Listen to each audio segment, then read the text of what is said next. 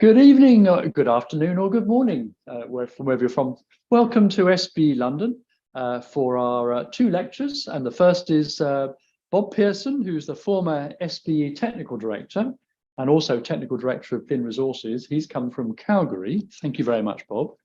And he's going to talk a synopsis of a JPT article and two recent webinars on the topic of getting your message to the target audience in the most effective way.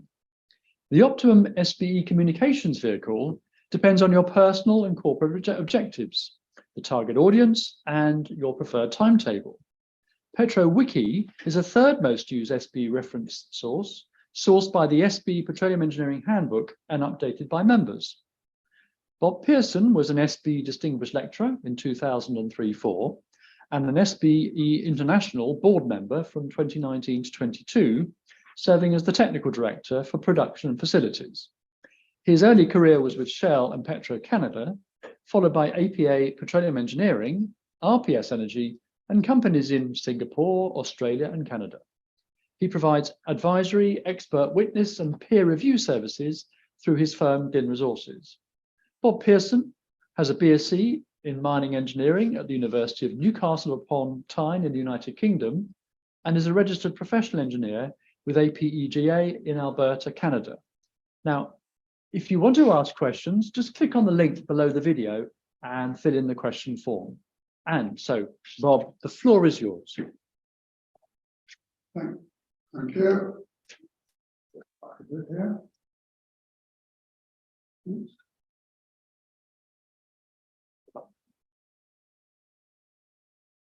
No, the click is not working.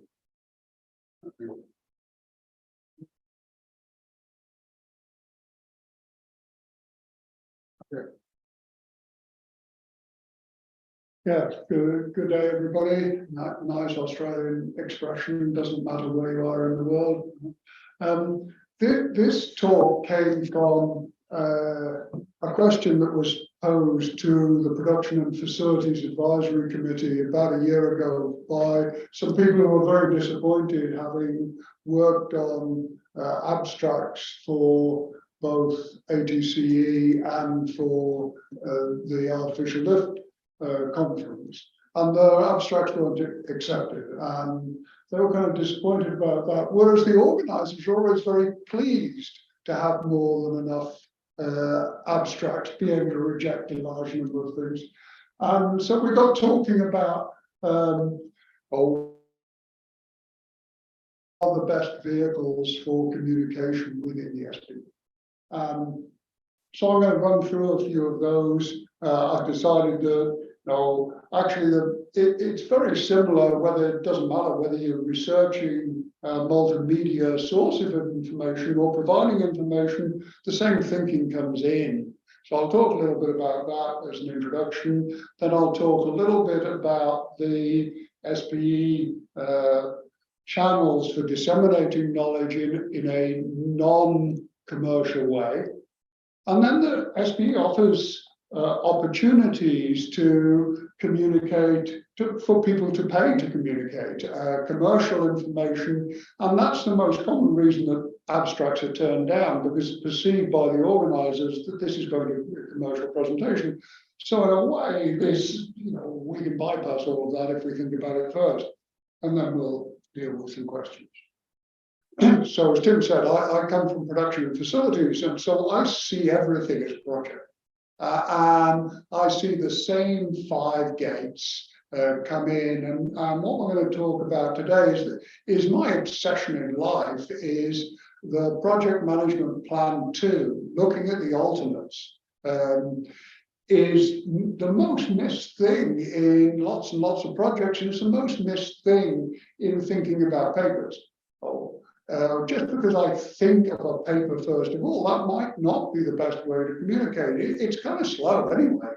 I can get something pushed out by Energy Stream in 10 weeks if I plead with the SPE staff. It takes ages to get something through a conference, and then there's a chance it won't get any further than 1 petro anyway. So And then, no, again, I'm quite obsessed with the return on the time invested. And where am I going to get my best bang for my hour of time? And so thinking about trying to research data, start off with, well, why am I doing this? Where I start and how I do it depends completely on the intent of the research. It's completely different to build up my own knowledge base, or I actually quite often trying to educate my clients as a consultant. That's totally different from trying to prove the state of the art in support of some claim that I'm going to make that mine is the best system in the world. And particularly, it's totally different from trying to support a patent claim. Oh, I really have to do a detailed research of the state of the art. And so the flow that I tend to follow is to start off as if I was a student. Using PetroWiki, the way a student does. The PetroWiki was sourced from the SPE Petroleum Engineering Handbook, and actually the SPE Petroleum Engineering Handbook is fully embedded in PetroWiki for free. You don't have to spend the $90 for each volume of the Petroleum Engineering Handbook. It's a click in PetroWiki. But since I'm an old guy, I kind of like having textbooks to look at when I'm doing research. So I can go from PetroWiki to the Petroleum Engineering Handbook to look at a couple of webinars on Energy Stream or through the SPE online education. And then I move into OnePetro, where there's a real danger that in OnePetro you put a few keywords in and you're totally swamped. And you can't sort out, unless you've got some background, you can't sort out what was a speculative thought some years ago on what are key papers. So I need a way to find the key papers. So I want to find somebody brighter than me who says somewhere, this is what you need to read. Before I start going into OnePetro, and anyway, the search engines aren't that great. So that's one of the things the SPE is working on, is improving their search engines. And the same thing is true for writing a paper. You write an article or a paper for a whole load of different reasons. We may be helping somebody else advance the science to build on what we've already done. It's completely pointless somebody else discovering what we've already discovered. Or we may be doing this to promote ourselves for our career, or maybe trying to promote our company. And then it's really difficult to walk this line of demonstrating our knowledge without straying into commerciality. So how do we do that? And we may well be doing it as a way of reinforcing our own learning. We retain 90% of what we can teach to others. And therefore, using a term paper has been around for a very long time, because that proves you've really learned it. And so the idea of using PetroWiki as term papers is quite cool in a way. And so the various systems that the SPE have, lots and lots of people want to get in the SPE journal. It is the #1 journal. It's got the greatest impact. It is intended for people doing R&D. For me, as a production facilities type, if I did want to have something peer reviewed, which I generally don't, then I'm aiming for the production and operations journal. But more likely, as a working engineer, you're perfectly happy if it gets into OnePetro. And actually, you may not even need to go there. It may be perfectly okay. And what I've been doing more recently is writing for the oil and gas facilities journal portion of the JPT. It's much easier to get it accepted. It's only used to be 1,500 words. That is much more within my manageable time. And it's an easier route. So why isn't it used more? And then if you're thinking of, I really need to promote my career in some sort of way, then you need to be talking to Tim about this possibility of going out as a distinguished lecturer. If you really want to flag your name, and you've got a good story to tell, well, why not go into that program? But that's the longest lead time. It is we're applying now to be going out next year. That's much more difficult. So there are all sorts of different things. But the one we keep coming back to is, I think I'll write a brief. ATC is coming up. I've just been through a rejection from offshore Europe. I really wanted to have my first and my last paper offshore Europe, but I didn't make it. No, well, that happens now. I'm interested in why I didn't make it and whatever. So we talked a little bit to Neil Fleming, who is the author for Production on Operations Journal and for the JPT, about what really makes a good paper. And one of the keys, which I hadn't really thought of before, is a very concise and compelling title. It is well worth having somebody bounce the title back. And the paper that we submitted last year to ATCE, my co-authors and I bounced 5 or 6 possible titles backwards and forwards. It took us nearly as much time as it took to write the paper to decide what the exact title would be. And then the introduction. The introduction is quite important because, like the abstract, it's one of the things that's available for free. And so when you think about it, if you are trying to promote yourself or promote your company, what can people find when they go to One Petro for free that will get them to pay the subscription to go further on? Well, they're going to see the title, they're going to see the abstract, and they're going to see part of the introduction. And that's hugely important. That's going to suck somebody in or not going to suck somebody in. And then the paper, if you're going for a major journal, has to be logically laid out. It's got to flow nicely, and each section's got to build on the section before.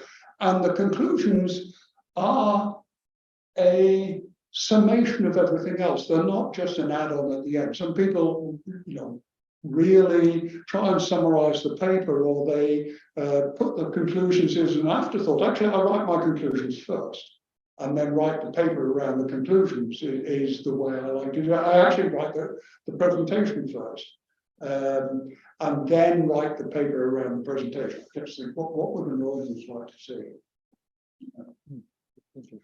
And the other piece that lots of people miss is that it's a highly competitive sport. This is a sport that needs a degree of training. It needs learning how to write the sort of abstract that the SPE is looking for, writing the sort of paper the SPE is looking for. And so to get a trainer or to get an experienced co-author, I like using my co-authors in that way, as somebody I can bounce ideas off, or a mentor or something. And then I'm the world's worst proofreader, as you'll see later on. And I can look at something again and again and again, and I fail to see spelling mistakes that word doesn't find. It is another English word, but I picked the wrong one.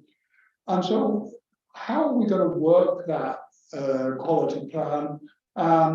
And maybe I need a little bit of a trial run. Before I would attempt anything at ATCE, I would do something in Canada. I'm Canadian, so I'd do something in Canada as a little bit of get a feel for how to put something together that works. And then you just have to not be too upset about being rejected. Well, why do things get rejected? Well, the most common thing is this perceived commerciality. It is indeed much more difficult for somebody working in the service sector to get their papers published compared to those working for operating companies. There is a bias towards the operating company. Of course, the solution to that is your co-author should come from an operating company, if you can possibly get them to do that. And you say, you don't have to do anything. All you have to do is to read the text and give me a few constructive comments, and I'll include your name in this thing. In fact, you could be the second name on the list if you'll help me get this out. Now, some operating companies won't do that, and you do have to work around the fact that they think they've got something that's commercially valuable here, and you still want to promote it to other possible clients. So then you have to be a little bit careful how you do that. You've got to give some results without specifically naming the field and whatever. Quite often you're rejected. I'm sure the reason that I was rejected from offshore Europe is that they were overwhelmed with papers. 50th anniversary, why wouldn't somebody want to be in Aberdeen for the 50th anniversary? And therefore they probably got a lot more abstracts than they were expecting. We might have put it into the wrong stream. I actually, after I'd submitted it, I thought, maybe I shouldn't put it into that particular category. Pity I thought about it too late. And then there are SPE policies that stop things. If you don't meet the deadlines, the SPE will dump it. So yes, the deadlines slip a little bit, but don't count on it, because at a certain moment they become hard deadlines and you've got to deliver by that hard deadline you're at. Exactly the same, somebody has to present it, and if it's going to be difficult to get to that particular conference, you have to find an alternate who's willing to, at the last moment, doesn't have any visa restrictions, that somebody is in that group. That's why I like co-authors. Somebody in the group can make it to the conference, even if everybody else gets super busy. There's got to be one person who says, yes, I will at a push be the alternate presenter. And then in the final pass, before it gets on to One Petro, it does go through a plagiarism scan. And a lot of people make the mistake of copying stuff out of marketing materials. Well, the plagiarism scanners will find that, and it'll be kicked out from One Petro. So if your objective was getting into One Petro, you've just fallen at the last gate. Sometimes you fall at the first gate. I'm from Liverpool, so I think in terms of the Grand National. When I think about horse racing, I think in terms of the Grand National, that first and last jump are so critical in those sort of steeplechases. So there are another possibilities. I said there's something that I've been using more recently is going directly to the JPT authors or to the Way Ahead authors for young people, and submitting a proposal to write a short article. So you write 200 words proposal, send it to Pam. She'll take a look at it and make some suggestions. And quite often, if you can fit into one of these categories, a case study is obviously the thing they're most interested in, or I've got something to say, a guest editorial or a featured article, then it's remarkably easy, much easier than I thought, to get something out to the industry. The JPT has such a great distribution, though. It is a fabulous way of getting a message out, and as is the Way Ahead. No, I want to talk to young people in particular. Well, it's difficult for me, an old guy, to talk to young people, but the Way Ahead is a way to do that. It's terrific. And then even better, as I said, if you want to get out there quickly and you want to get widespread coverage, why not go through the virtual programs? You can get to the virtual programs really quickly, and particularly if you're a member of a technical section.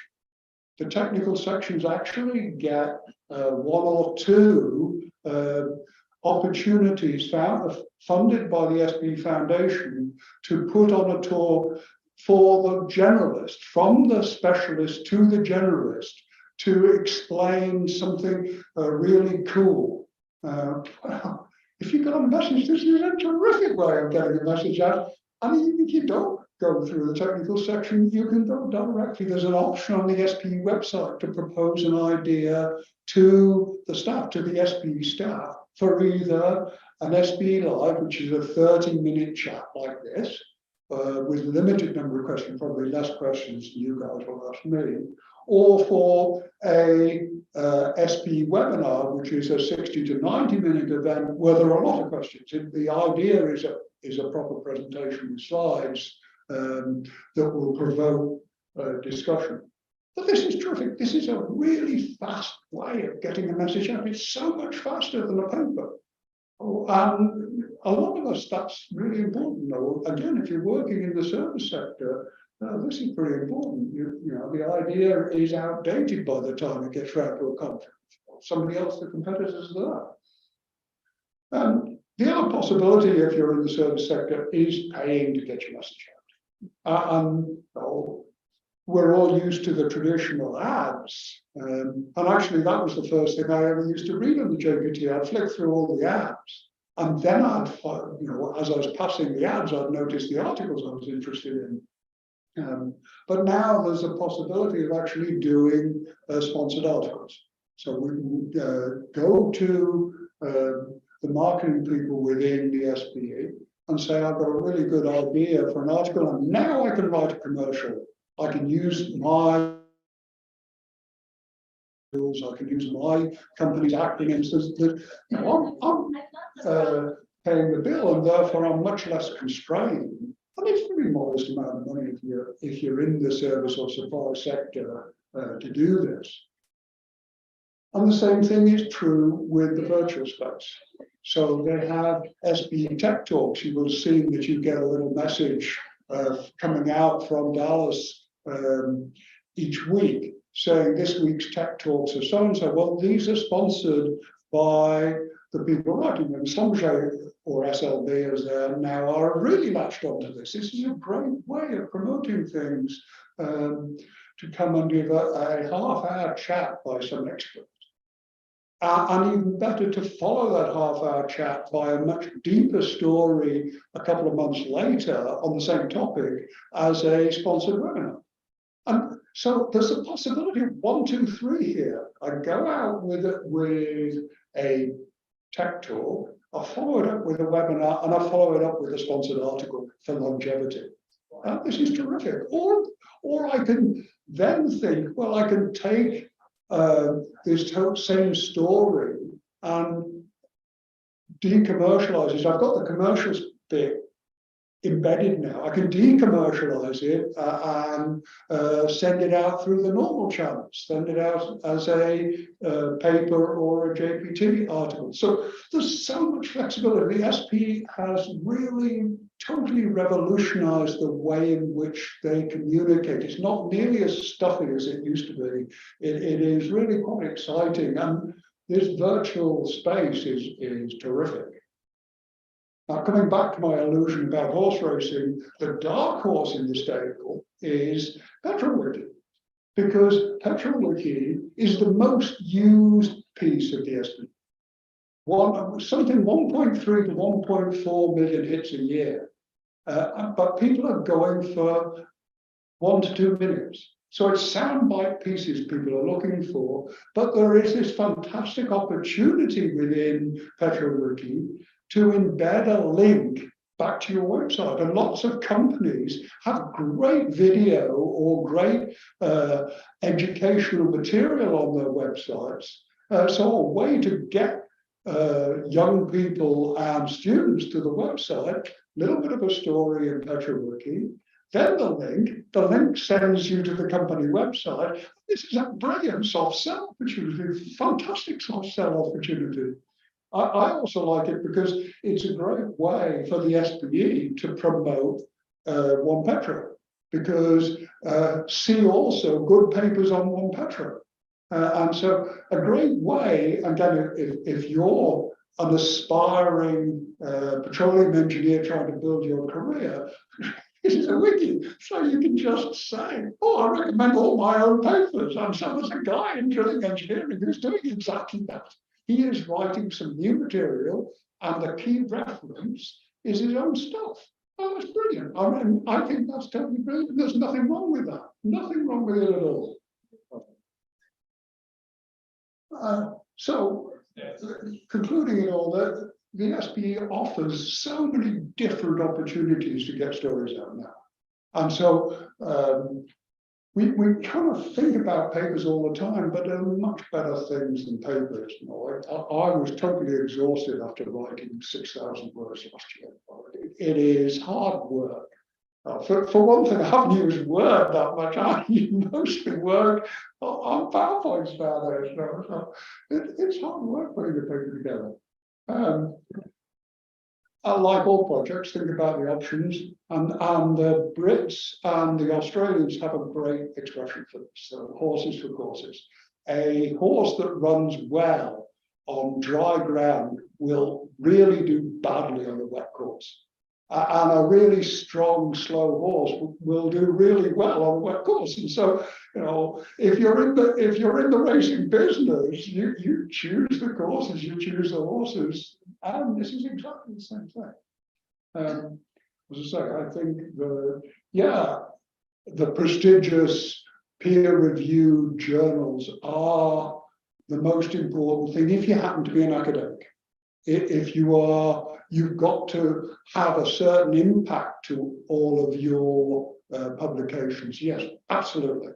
If you're not an academic, then I'd be thinking about going directly to the JPT, thinking about going directly to the way ahead, or thinking of levering these new virtual components that the SPE has put together. I think they're really exciting. That, you know, modern way of doing things. Well, I don't think I've read a full-blown paper for ages. I haven't read the whole of a paper. I've read exactly what Neil said. I have read the abstract, I have read the introduction, and I've paid the money to get the conclusions and recommendations, but I'm very rarely read the whole thing nowadays. And if I can get somebody to tell me the story on the way, it's just fantastic. If I'm in a service company, then the sponsor route is really interesting. And as I said, Petrowiki is a great soft sell. I said right at the beginning, this came from a JPT article, and particularly from a webinar where we got Neil and some of the SPE staff to come and talk about what they were looking for. And it's there, it's available on demand. Oh, yeah, these webinars are available on demand. It's incredible that SPE webinars, I think, you know, a really successful webinar gets maybe 150, 200 people watch it live. Within 3 months, over 3,000 people have watched that system, because they can watch from Southeast Asia in their own time frame, they can watch from India, whatever, and it is a fabulous offering. So that whole process the SPE put together really good. Well, thank you very much. I'm very happy to answer any questions or get into any discussions. Thank you, Bob. Thank you, Bob. So yes, those online, by all means, asking questions. I've got a couple that come to my mind, and also do pitch in, and you can probably talk just straight to the microphone. You started off by, in fact, you even ended at the same, talking about the paper and the fact that what you tended to do was look at the abstract, the introduction, and then if necessary pay for the conclusions. You previously said that the thing about one Petro is you've got 200,000 or however many papers it is, and how do you know which is the right one to read? And I thought you then made a remark about that SPE were trying to improve this system. The search engine. How's that? What are they actually going to do then? I don't know. I'm not a techie person on search engines or crawlers. As the current research engine is better than the old one. The new one that they put on the SPE website itself is very interesting. In the top right-hand corner of the SPE website is a search function, a research, and that actually does a better job of going through all the different things and saying, you know, I just recently threw in hydrogen and then I had to put some filters on because I got so many responses where I'd actually gone in somewhere else with a different search engine and got nothing. So they are doing a new management system, but I don't know the specifics of it. I think the SPE Foundation gave a large amount of money to the SPE to try and improve the quality of the membership experience. And I think it's going to be rolled out either later this year or next year. Okay. I mean, it occurs to me, if you look at what's happened with Microsoft and Google in the last months, really, you know, with ChatGPT and these other things, is that really is the way to go, because then you can ask Petrowiki or One Petro an intelligent question and get an intelligent answer back. Yes. And I would have thought that has to be the way to sift through that huge amount of information. Yeah. I mean, one of my both of my sons work in the business, and one of them was doing some stuff for a pipeline company, and actually got some wrong information because it went the one Petro search engine went too far back, and he sort of thought that the papers it had picked out and put at the front were the most recent papers. They weren't actually. They were ones that were closely related to the keywords he used, and they weren't necessarily what you were really looking for. So that it remains a problem. You do get multiple hits on the same thing. Or you get the conference paper and the peer-reviewed paper come up simultaneously. They're trying to solve that. They know about the problem. But I would encourage everybody to send that message back. Send that message back to staff if you know the right staff person, or through your regional director if you don't know that staff person. When you're having drinks with the regional director, twist their ear. Because the regional directors and the technical directors are way back to the board. And the board is deciding where should the SPE spend its money. What does concern us? The search engines concern me. Last week I was looking for something on native hydrogen. So I knew that SLB had just done a talk about the challenges of exploring for native hydrogen. But what I didn't know that it was a sponsored talk. And so I went into the SPE online education piece, put native hydrogen into the search engine, nothing came up. Then I thought, well, I'll go to the SPE website. I went to the SPE website, got overwhelmed with too much stuff. And then I went back. I said, well, it's got to have been a sponsored thing. I went into Energy Stream, put it into Energy Stream, and I got a much more reasonable set of talks, of which the very top one was the one I took. The other thing you talked about when it came to papers, because I also submitted an abstract to ATC this year and it got rejected. One of the questions near the bottom of the quite long list of things you have to ask is, has this paper been published anywhere else before? Yes or no? And then if you read the rubric or some guidelines, it says that if a paper has been published before, it would not normally be acceptable to be published on ATC. But what you said in your advice was that you try out the idea on a regional. Oh no, not the same paper. I just get some experience presenting. You can't present the same paper twice. But you can get experience in submitting an abstract that gets accepted. And then you do a follow-up paper. I mean, whenever I write a paper, I immediately know what the follow-up ought to be. Because there's all sorts of ideas that I've rejected to get to the paper. But you can't repeat the same presentation. They are quite strict about that. And I suspect that's partially why our paper for offshore Europe got rejected, because there was too much similarity. It was intended as a follow-up paper, and we admitted it was intended to be a follow-up paper, and it could well be that it was seen as too similar to our previous paper. And one thing on that is that again, because the paper I submitted was a follow-up to a paper that had been published in a different SPE, a different journal altogether. And it occurred to me that probably also would have still failed the hurdle because it's still in the public domain. It just doesn't happen to be an SPE domain. So I imagined, because I said what it was, I gave them the reference to the paper and said. But if it's a follow-up, I would have thought that they would have been quite keen to get that.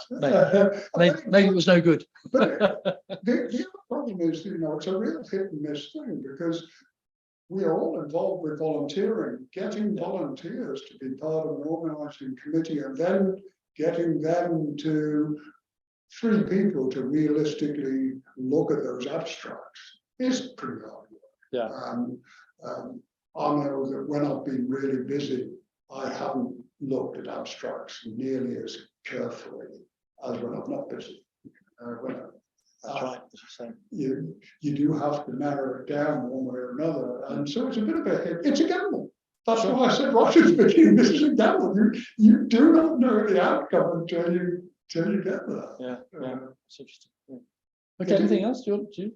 Well, I would raise a question about when we start our career. For example, in my case, 10 years ago, I would say, vice president at my student chapter back in Brazil.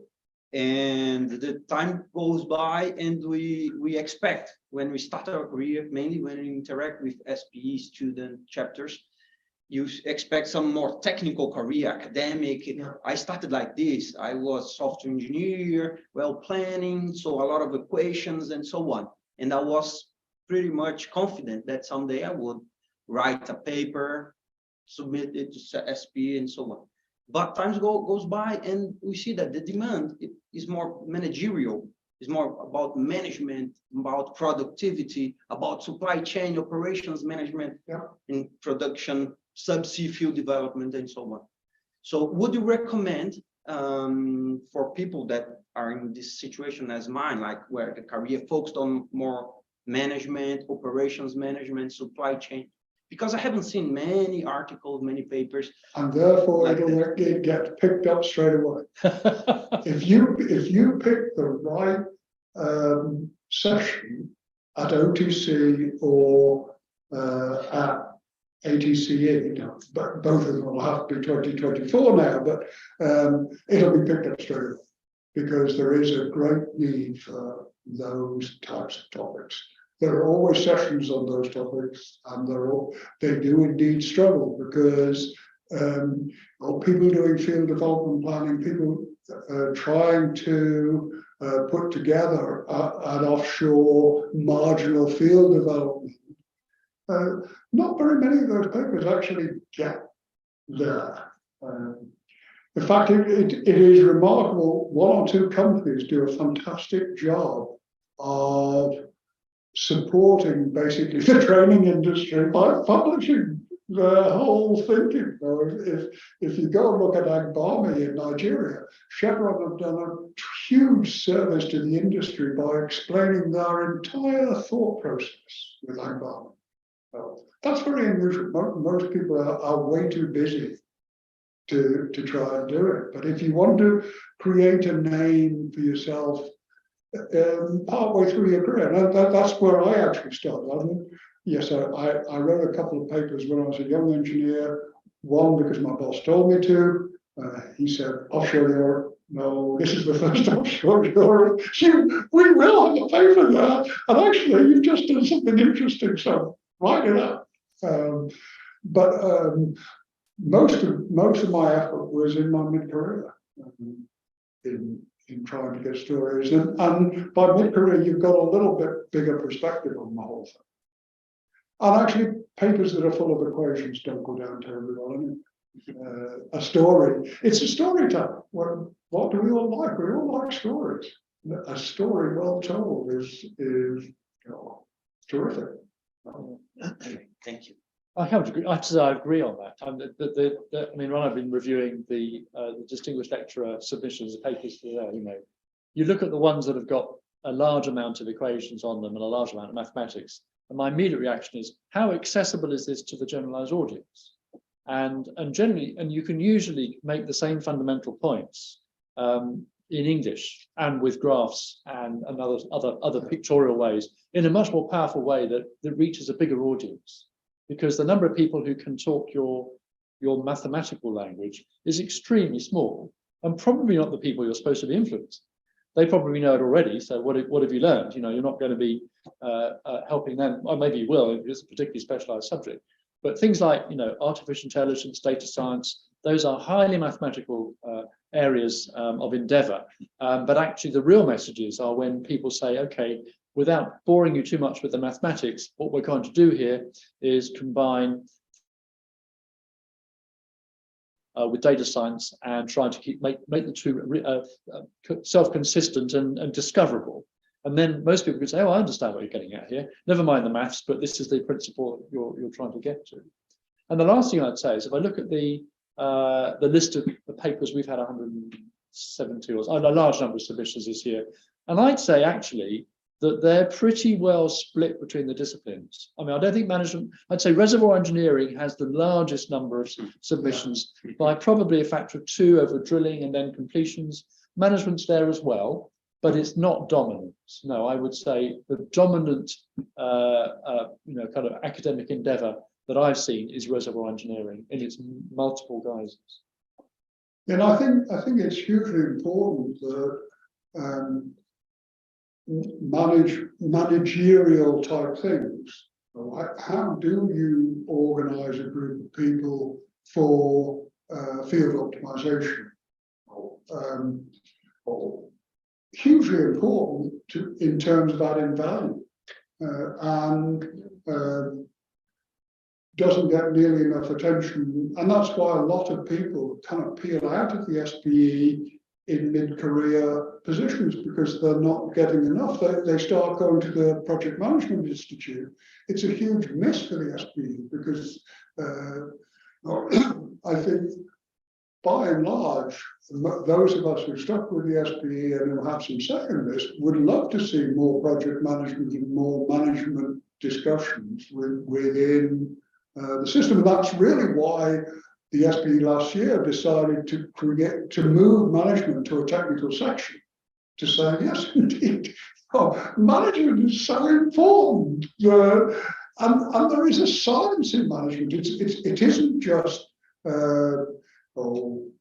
high level money in, money out. There is a science to subsurface management, and therefore it is a very legitimate technical section.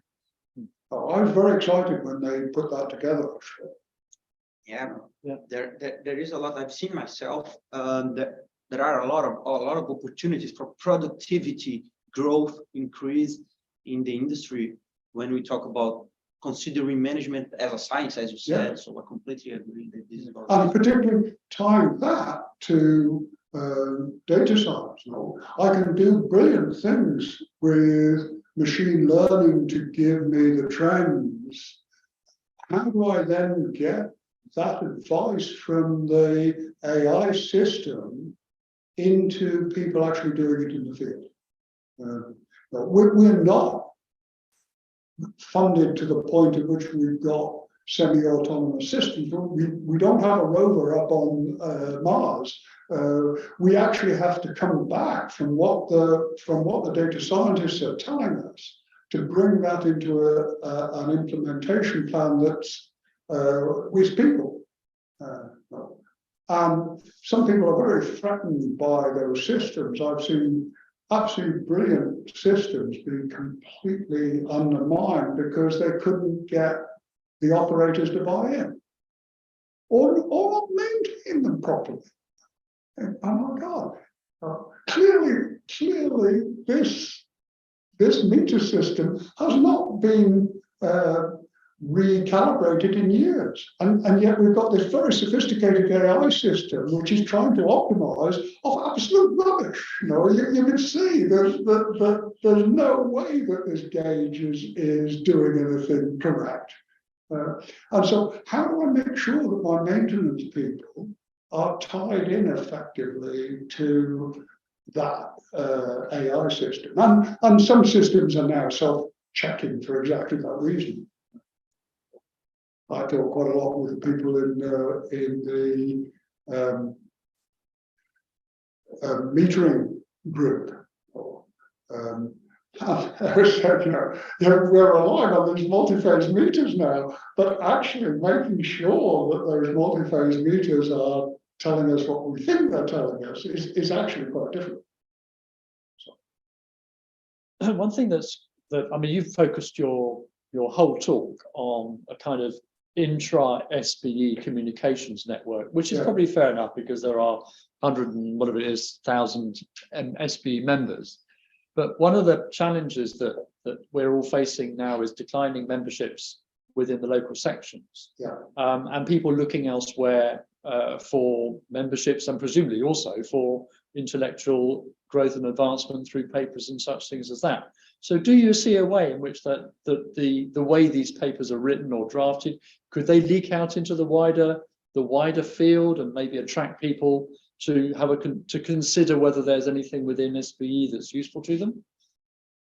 I think so, and I think that's again one of the beauties for me. That's why I've stayed on the Petro-Wiki steering committee, because here's something that's free to anybody. It's completely free. You don't have to be an SPE member. You have to be an SPE member to change it, but to use it, you don't have to be an SPE member. There's a petroleum engineering handbook for free for anybody in the world now. And so this is a way of bringing people in, saying, hey, that's kind of interesting. That's cool. And I think so that flowed from something that's freely available, something that, LinkedIn, one of the things I try and do with LinkedIn posts is to say, hey, by the way, there's a very interesting discussion of this in a webinar. And that's my comment, yes, this is an extremely interesting discussion, and there's even more material if you only want to go out here and look for it. And I think we all need to do that, is to try and pull people in.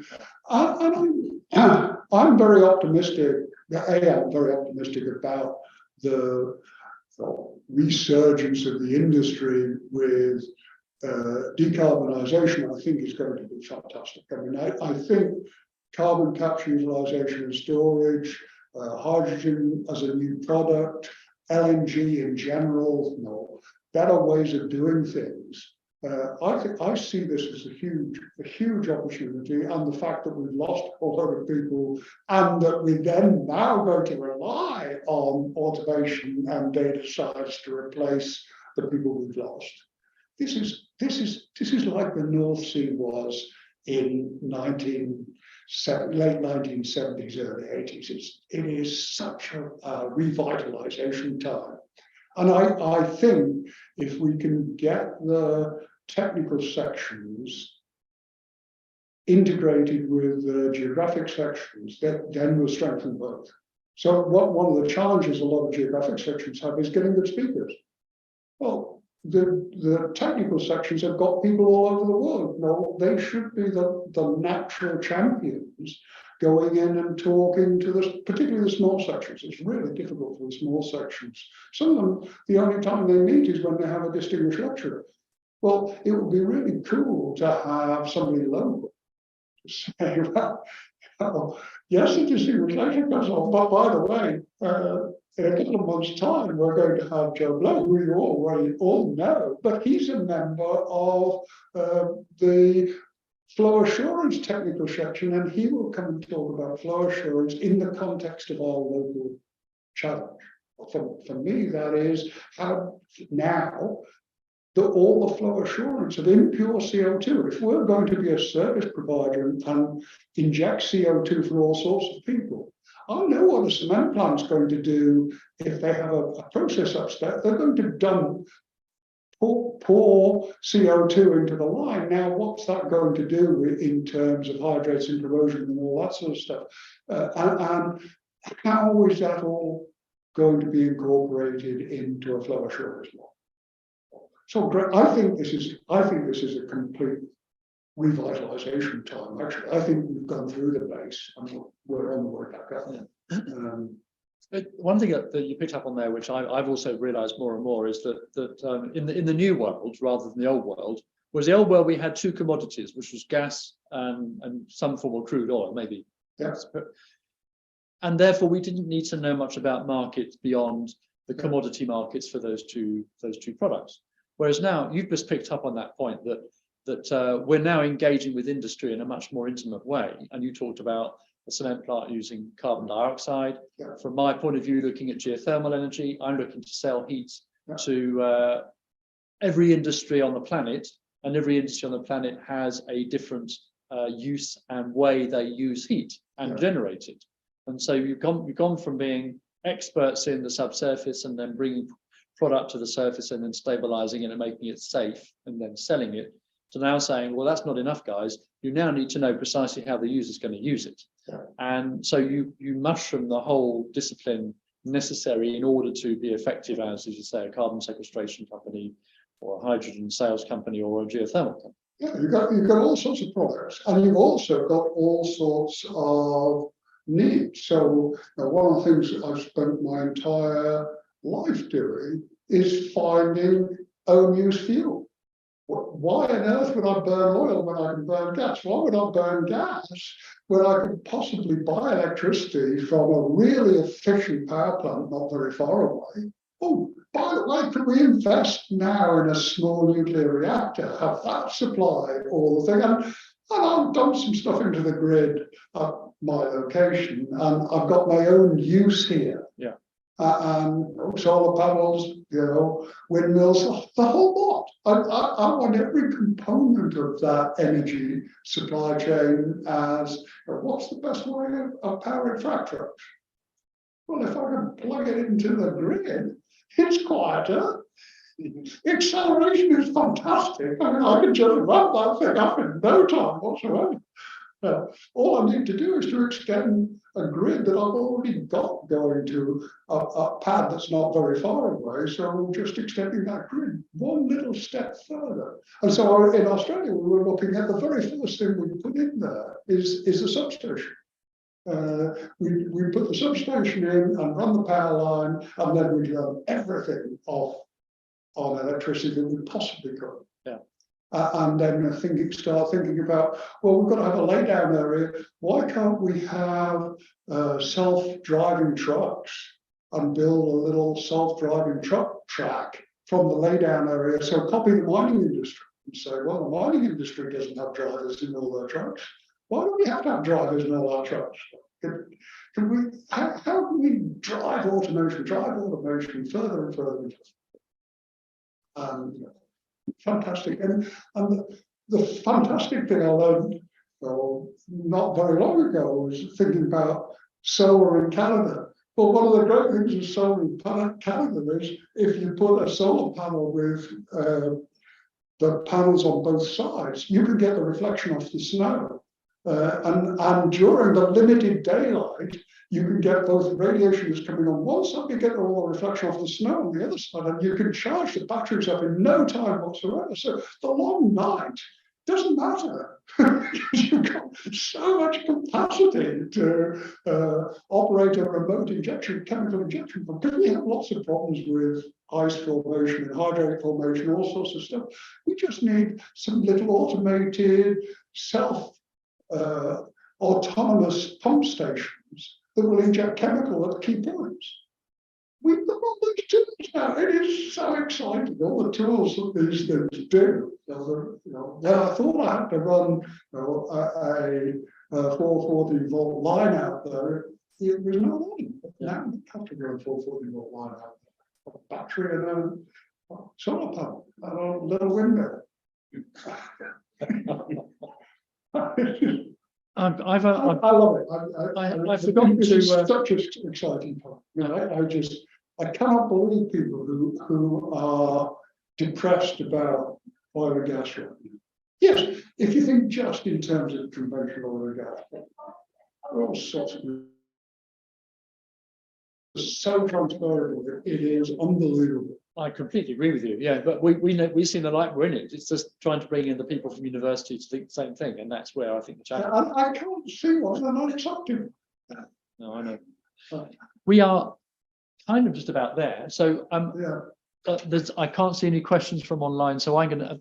Is there anything else you'd like to ask? Or any comments you'd like to make? Any comments you'd like to make? Anyone else want the same thing? Just your point of view.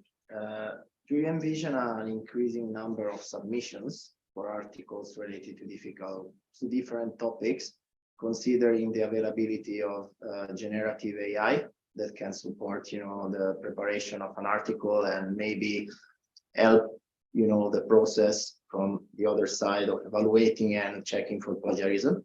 Yeah, the SPE has just introduced a policy around it. I don't know that policy. I'm going to get a briefing on it tomorrow, actually, around those systems. But I would have thought so. I can't see why it wouldn't.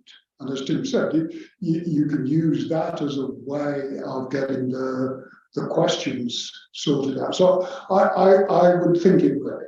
I can't think otherwise. Now, it might be in specific areas. So I see a massive increase in papers related to automation, for example. That that's inevitable. Whether there will be an increase of papers in every aspect of traditional procurement engineering, I doubt it. So even now, there's been a massive over the last decade decrease in the amount of papers relating to petrophysics and log analysis. And yet we have advanced how we do that. We've automated a lot of that. It's some pretty cool stuff. But it's coming in now as part of a much more holistic view rather than a specialized view. So yes, you'll see that people talking about geomodeling, talking about formation evaluation as part of a total package of geomodeling. How do I bring that into a system, and how then do I get a machine to map in an intelligent way? So yeah, I think that will, but where it'll go, I don't know. I think one of the problems is that what I've been told anyway by people who played around with it is that the reference materials that those AI-driven systems pull up are not very good. They will pull up from anywhere, and some of that stuff is not so good. Yeah. But at least it does give you the reference, so you can then click on the reference and see what why they brought it up. So yes. It's not it doesn't do it blindly. It does actually give you that. But, yes. But picking up on this point, I mean, on the geomodeling. I mean, if you think about, we got CT as well now, where we can look at the kind of the structure of the of core samples, on the nanometer level and that kind of stuff. So I can't see any better way of doing this than having an integrated AI system or machine learning system that takes all of these things and then gives us multiple potential interpretations of the geophysics, the petrophysics, and the CT scans and that kind of stuff. And I can't see how humans can possibly do it as well as. And that will become the auditor. We become the auditor to say, here you presented 1,000 possibilities. Well, of those 1,000 possibilities, 500 of them couldn't work. Not physics, yeah. Yeah, they don't fit Yeah. our understanding of how Earth science works. That doesn't happen. Yeah. So I think there will be more use of all of that technology to help us formulate the right questions, actually. What can't we find? That's the interesting question. Where are the gaps? That I think is a key phase. Where is that? Our gap analysis is very interesting. And transfer, as you say, the transfer from other industries is fascinating. So how we are picking up those things that are being done in medical science, or we're picking up those things which the military are doing. The declassification of military drones, I see that, and military robotics in general. That'll make a huge difference to coming back to the talk that you had last month. Yes, indeed. Yeah. Think what the unmanned systems are going to be like. We will have unmanned supply boats. Yeah. Why do you have to have people on a supply boat? It's a relatively predictable route. Yes, I agree. Yeah. And a long time ago, I looked at stuff in the Arctic. Could we develop gas under the ice with submarines? So we had a submarine production station. Well, we've got subsea production stations now. Could we load a transportation submarine, have the whole thing working under the ice, and avoid those military submarines that are playing under the ice war games with each other? How can we make this system work? If we can make it work on Mars, we can make it work on the bottom of the sea. And we know there's a lot of hydrocarbons up there.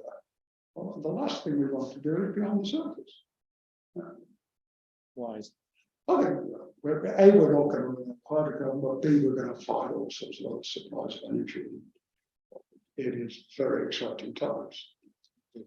Well, I think I shall say thank you very much indeed, Bob, for a fascinating discourse, both on this subject and then indeed more widely as in the Q&A.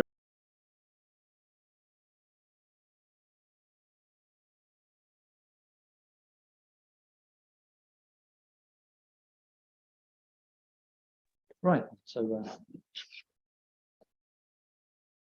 good evening. Welcome back to the SPE London evening programme, and a big welcome to Dr. Cédric John, a reader in Earth-Centric Artificial Intelligence at Imperial College.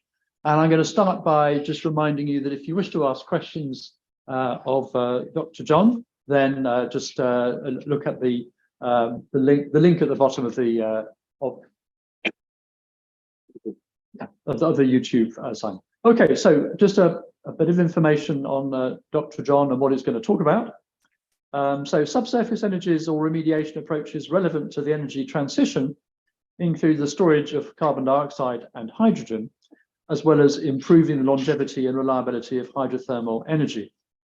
What these fields have in common is a more diverse and sometimes challenging geological context. Therefore, stakeholders will need to be able to adapt more quickly to a range of diverse conditions. However, human interpretation of geological data sets can be inaccurate and time-consuming, leading to erroneous conceptual and numerical models of the subsurface. In this talk, Dr. John will present the results of over 5 years of work within his research group aimed at applying deep learning, notably computer vision, to improve and accelerate the interpretation of unstructured geological data. Firstly, he'll show how convolutional neural networks, models that can be used to interpret core data much faster, and at a similar or higher degree of precision and accuracy than experienced geologists. This has been applied to both carbonate sequences and more recently to bedforms in clastic rocks. The experience is that given the right model choice and the right amount of data, the trained models can add significant value to digital core images.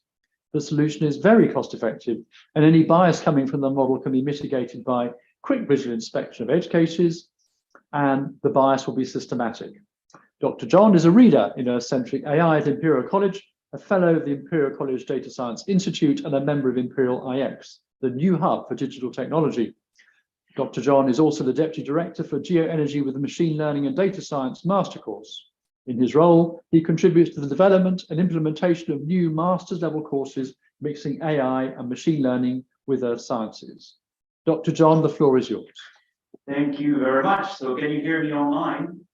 Great. Okay, perfect. Well, thanks, Tim. I don't really need to give the talk anymore. I think you've covered everything, so that's fabulous. First of all, welcome to Imperial, my home. And also for those of you in person, you are sitting in what used to be my classroom when I was teaching carbonate reservoirs. So today we're gonna talk about carbonates, but we're gonna talk about machine learning mostly. And we're going to focus on things that I've done with my team over the last 5 years, since 2017, for sure. And before I start, I'd like to acknowledge my PhD students, Harry Dawson, Saira Baharudin, and Hisham Mahmoud. As you might guess, they're the ones really behind the computer doing most of the work. I do mostly the supervision, the advising, and kind of like thinking how these different projects fit together. And yes, we have this new initiative, the IX, which if you don't know about it, is really exciting. It's essentially reinventing universities and thinking how we work across department and across faculty. So the IX is a hub for machine learning data science that involves all the departments of all the faculties at Imperial College. And I've been involved with the IX for the last 2 years. Right, so we are living in a world that is warming. I think this is something that we all know, right? And those of us who have been involved with fossil fuel, either from the academic side or from the extractive side, I think it's not something that we deny. So it is a problem, right? Climate change is a problem, and I'm showing you here some old projection of potential impact of climate change, depending on what scenarios you believe in, right? Whether we stop completely emission and freeze them, or whether we increase those emissions. But there's also another reality that those of you in the energy sector are very aware of, is not only are we living in a world where the where we have greenhouse warming. We also live in a world where the demand for energy is increasing. Okay, so we need to reconcile these two things: the fact that we need more energy, right? You see the growth here projection. Again, these values are a bit old and they don't take into account, local wars or things like this. But the trend is real. We need more and more energy. So the only way to deliver net zero or to reduce the carbon footprint is to migrate towards more renewable, more sustainable energy. And in the context of subsurface geology, because we're mostly geologists or engineers of the subsurface in this room, this means things like carbon capture and storage, maybe clean gas production, as well as hydrogen storage. Okay, so these are some of the big topics that the industry is talking about right now. I mean, there's still open question about the viability, what we can do with these energies, but they're here. And of course, hydrothermal energy is also one of them. But the issue is that for these new type of energies, we are looking at different types of reservoirs and we're looking at different types of seals, right? And so there's a lot of research that needs to happen. And the big problem is if you look at how much of the reservoirs we actually cover, it's maybe 1/1,000,000th of the reservoir volume that we recover. So there's a lot of things that we don't know as geologists. And what we do in geology very naturally is we build models. We build models of the subsurface, like this one that was published in 2018. This is a numerical models, but you can also have conceptual models. So let's talk about what our subsurface workflow is, conceptually speaking, right? So we start with some data. So here you could have logs, you could have cores, you can have outcrops. This data in itself is a model. We rarely actually look at raw data, right? We usually interpret our cores, interpret our seismic, and we call this the data. But really our data is interpreted. And this is important because if you say interpretation, you imply maybe it's not completely accurate. There's an error bar on this. Now, using this data, what we do is we come up with a conceptual model of the geology, right? Of how the subsurface looks like.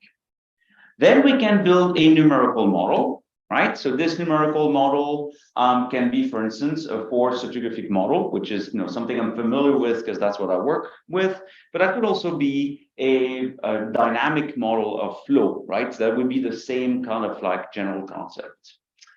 And then what we do is we take our conceptual model, we take our results of the model, and we see how good the fit is between the data and the model. Okay? How do we do this? Well, frankly, semi-quantitatively. Often, actually, we just look at it and, yeah, it looks right, okay?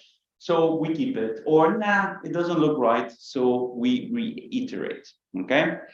But the point is this process has lots of holes and errors in it. And that's one thing that we want to improve. So the driving principle behind my group's research is the following. So we start, of course, with geological data, so core, logs, seismic, whatever data you want. And then we use AI, mostly deep learning, but also machine learning. We use AI to basically automate some of the process of interpretation of the raw data, okay? So for instance, today what we're gonna talk a lot about is visual inspection of cores and do this automatically, right? And we try to reduce the error by making this essentially more automated, more reproducible. What's important here to realize, because that's one thing with AI, there's a big fear of AI replacing humans. AI is just, a new model in computer science, right? Computers have not replaced humans. AI here is not to replace human, it's to keep the human in the loop. It's a tool, it's a productivity tool that makes us faster and better at our job.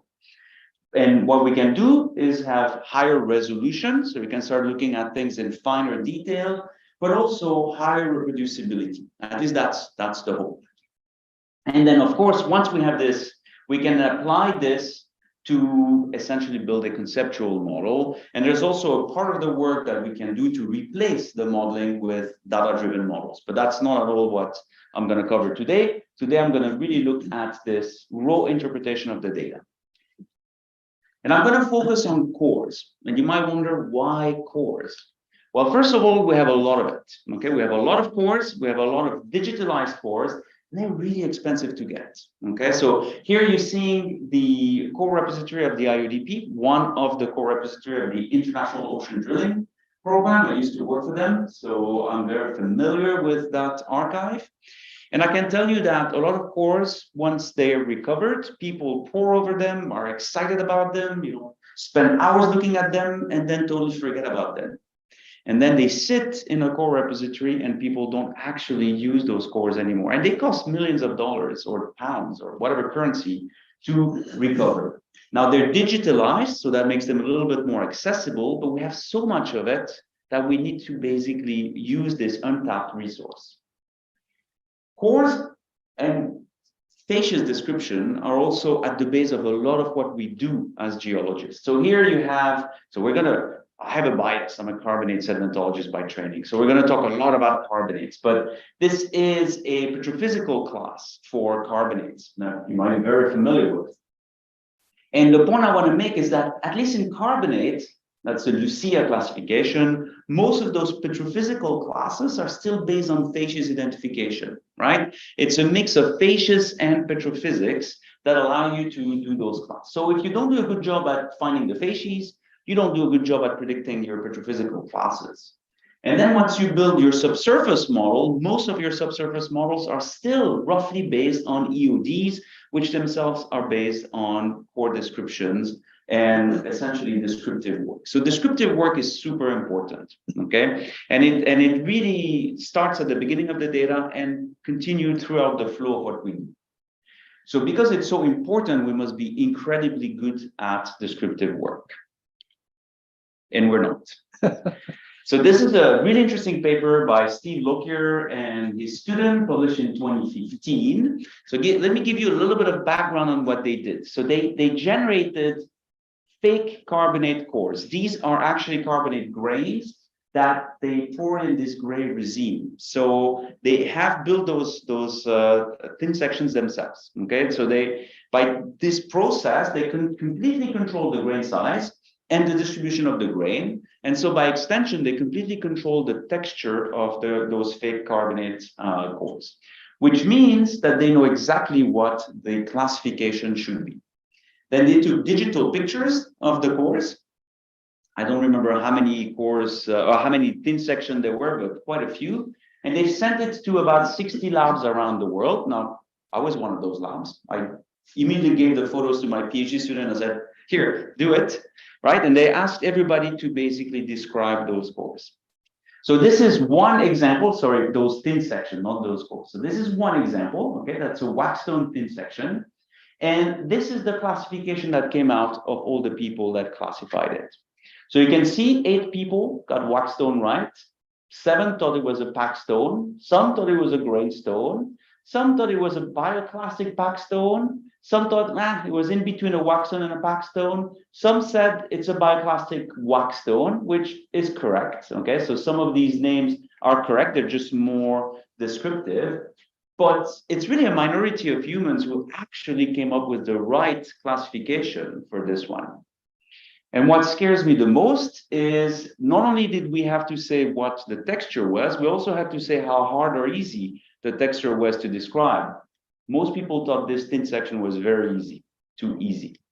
So we're very confident and very wrong, okay? And that's a problem because imagine now if you describe a kilometer of core.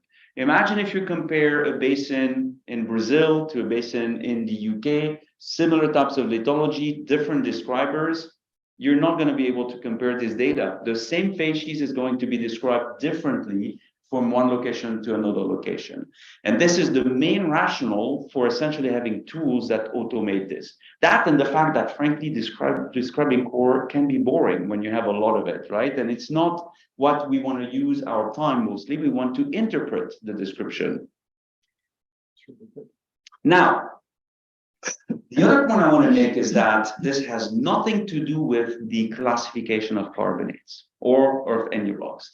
We have a very clear classification. Okay, this is the Dunham classification as extended by Imber and Cloven, and it's very, very clear. We have some cutoffs in terms of grain sizes and proportion of those grains, right? Whether they're larger or smaller than 2 millimeters, whether there's more or less of 10% of them.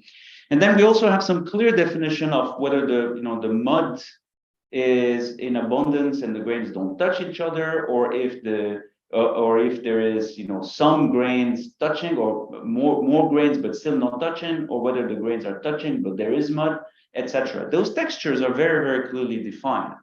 So really it comes down to our ability to apply systematically arbitrary cutoffs to description. I think that's where we're failing, because we're humans, so we're getting tired, or we have more or less experience, or we just miss it.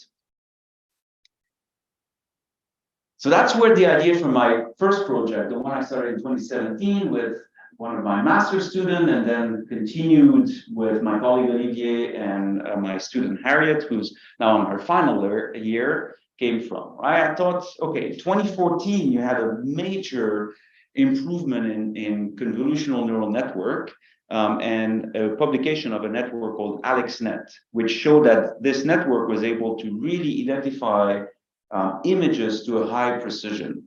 And so that really got me interested into deep learning. That's when I started to read about it. And 3 years later, I thought, why don't we try this on geological material? And the easiest thing was to just do it on texture of rock. So what we're going to try to do is predict those texture, but instead of doing it by hand, we'll do it using a convolutional neural network. So the question is, can we actually train a convolutional neural network to recognize for images, right? Is it possible, or is it more difficult than a cat, a dog, etc.? And the other question we have is, the problem with deep learning is you really need a lot of images. So millions of images, ideally for those very, very large network, which is very difficult to get in geoscience, having millions of labeled images. But we can use a technique called transfer learning, and we wanted to test how good transfer learning was for geological applications. And finally, kind of a corollary to this is there's many architectures out there. Which ones are the best architecture to use for our particular work? So the data set for this particular project, but for most of what I'm going to be showing, is actually, again, ODP, IODP cores from the Mariana Plateau. This is a Miocene carbonate buildup. So very similar to Sarawak in terms of the buildup and the constituents. So Oligocene to Miocene in age. The reason I selected this particular expedition is because I was actually on the ship, so I'm very familiar with the cores, and also I had digitalized all of the cores myself when I was working for IODP at the time. So you can see here the location. So this is where the different sites are. The nice thing is we have multiple sites on the platform, but we also have peri-platform sites. So we have different types of textures. In the basic idea, so I'm not going to go into the detail of the architecture that we use, but the basic idea is this one. We start with an image. It's a fairly small image, 164 by 164 pixels, okay? That represents a high resolution scan of the core. So you can actually recognize grains that are millimetric in size on this. So it's a good quality image. And then we use this CNN, the convolutional neural network. CNN have really two parts that play two different roles. There's the part where you filter, and so you can see them here in dark blue, and those layers called max pooling that essentially do an average of what the filters find. And you can see that typically we start with a lot of filter, and then we reduce the size of those filters until the end here of this bit, which is called the flattened layer, where we take everything from the 2D image with multiple convolutional filters down to essentially a linear just a linear layer of neurons.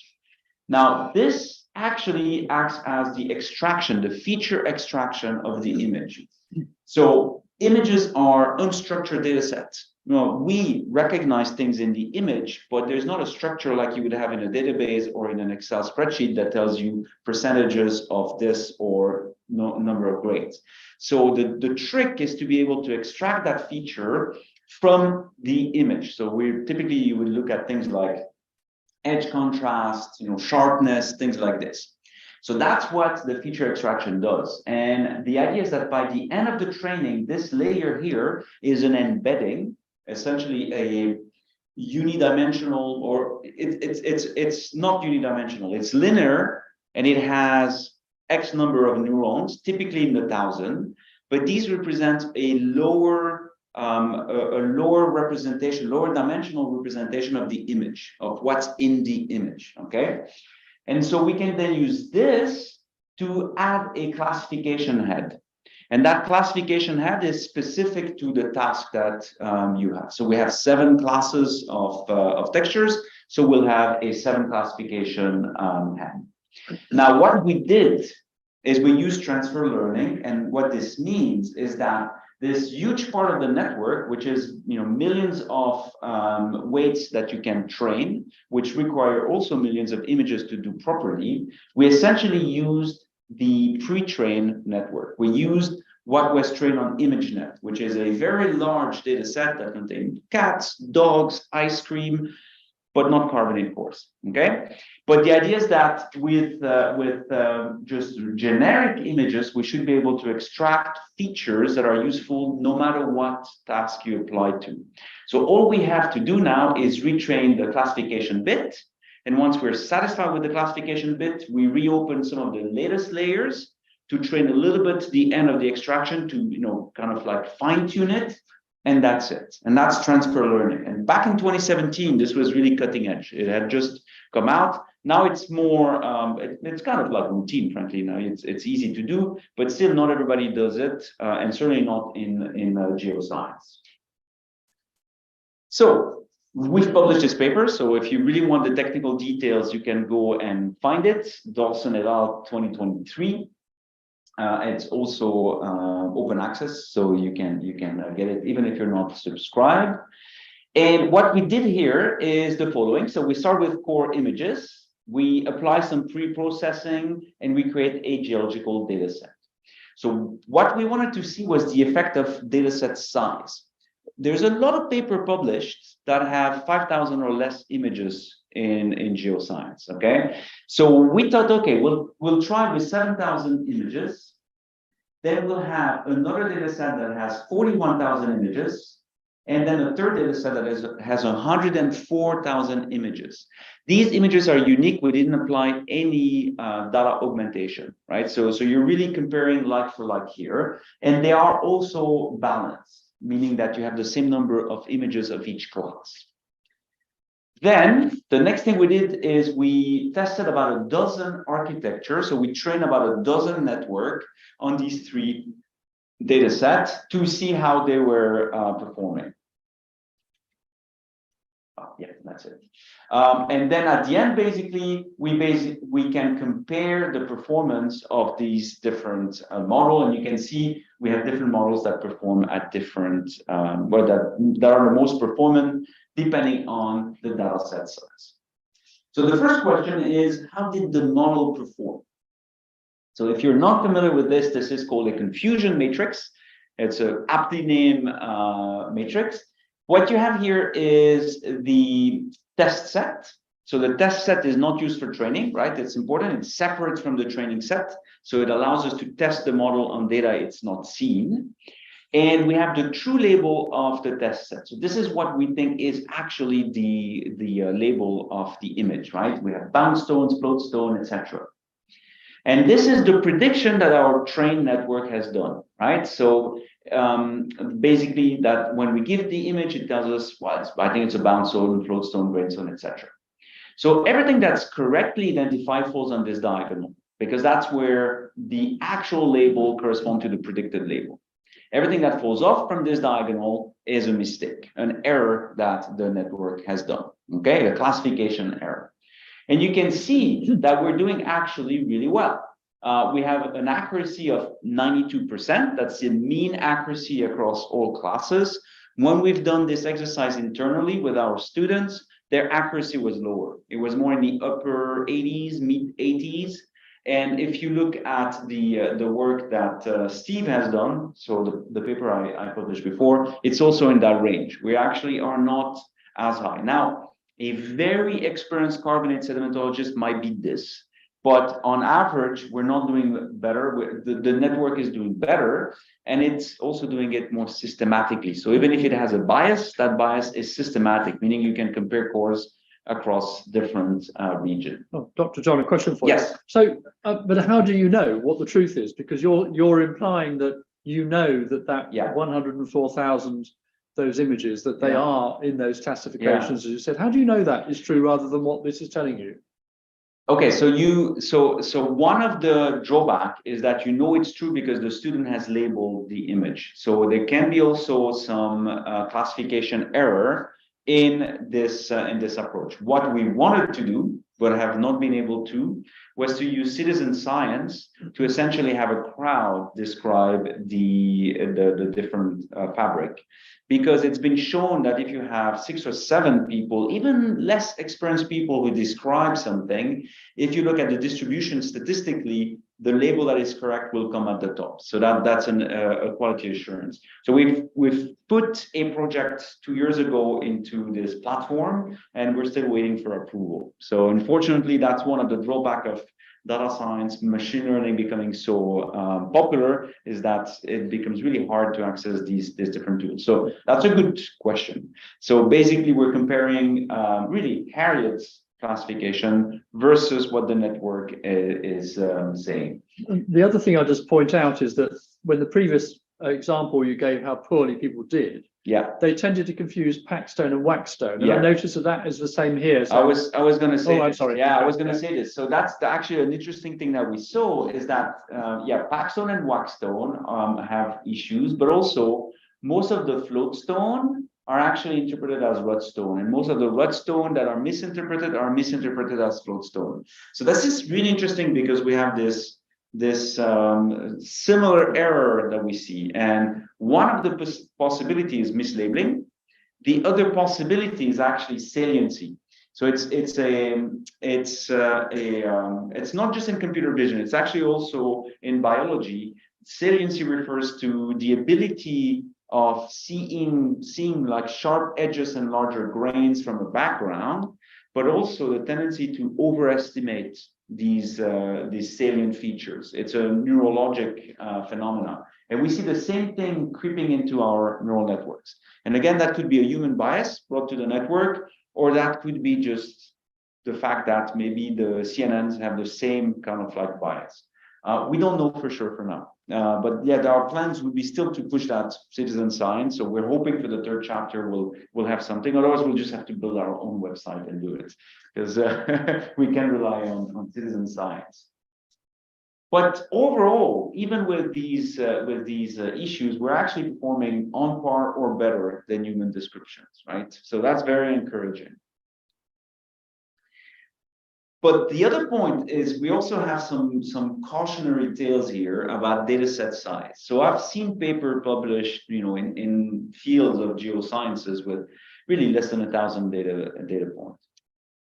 If you look at the results of our 100,000+ images, you can see that the accuracy is pretty good. This is the one I showed you before, so around 92%. This is Inception v3, which is the model that performed the best. Okay, it also, the size represents also the number of trainable parameter, and you can see actually it's a reasonable model. It doesn't have too many trainable parameter, which is good because you tend to overfit when you have a very, very large model. You can see that older architecture performed a little less well in the 80%, right? So we have differences in how different architecture perform. So Inception v3 is the winner if you have 100,000 images or more, at least for our data set. When we go to 41,000 images, okay, the picture is kind of the same. Inception v3 still at the top, but there is now more contender, and the accuracy went down a little bit. When we look at 7,000 images, we have a very different picture. Okay, 7,000 images now, we're in the 70% accuracy. So you can imagine that if you take this down by one order of magnitude to a few hundred images, which is what a lot of people tend to do because that's the number of images you have. I think you have to be very careful with this type of approaches, and you have to do it very well and always have a really independent, truly independent test set, which many studies don't have still, at least studies that I've read about. Interestingly, you can also see that Inception no longer is the leading technology here. VGG, which are older models, actually perform better on our smaller data sets. So that's kind of an interesting conclusion, right? You really have to be aware of your data set size, and you kind of need to do the work. If you have a problem that you want to solve, you cannot just take our paper and say, okay, Inception V3 is going to work for everything. You kind of have to do your own in-house tests. So that brought us to thinking about what's in the core. Fine, we can do the fabric, okay, but how about the grains themselves? How about identifying grains? And identifying grain is actually a specialized skill, right? So recognizing grains in carbonates or in any geological material is a specialized skill. We can all do it to a certain degree, right? So if you're a super expert, you can tell me what the species of the forum is. If you're me, you can just about say it's a foraminifer.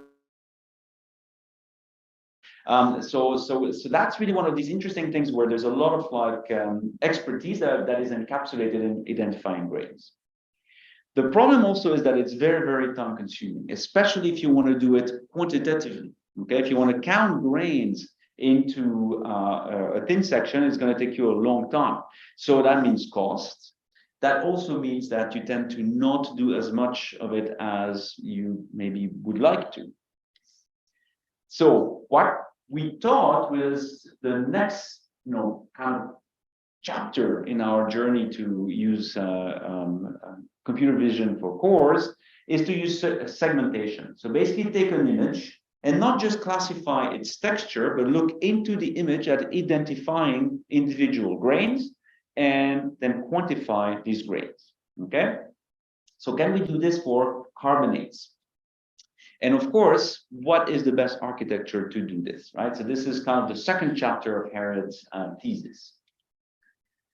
So here the data set is slightly different. We still use, of course, ODP 133, ODP 194, which is the Moran Plateau that I showed you before. But we also now use data from the Maldives because these are more recent carbonates and we find other types of grains, like corals, for instance. So now, because it's not just the texture, we want to have a richer diversity of grains.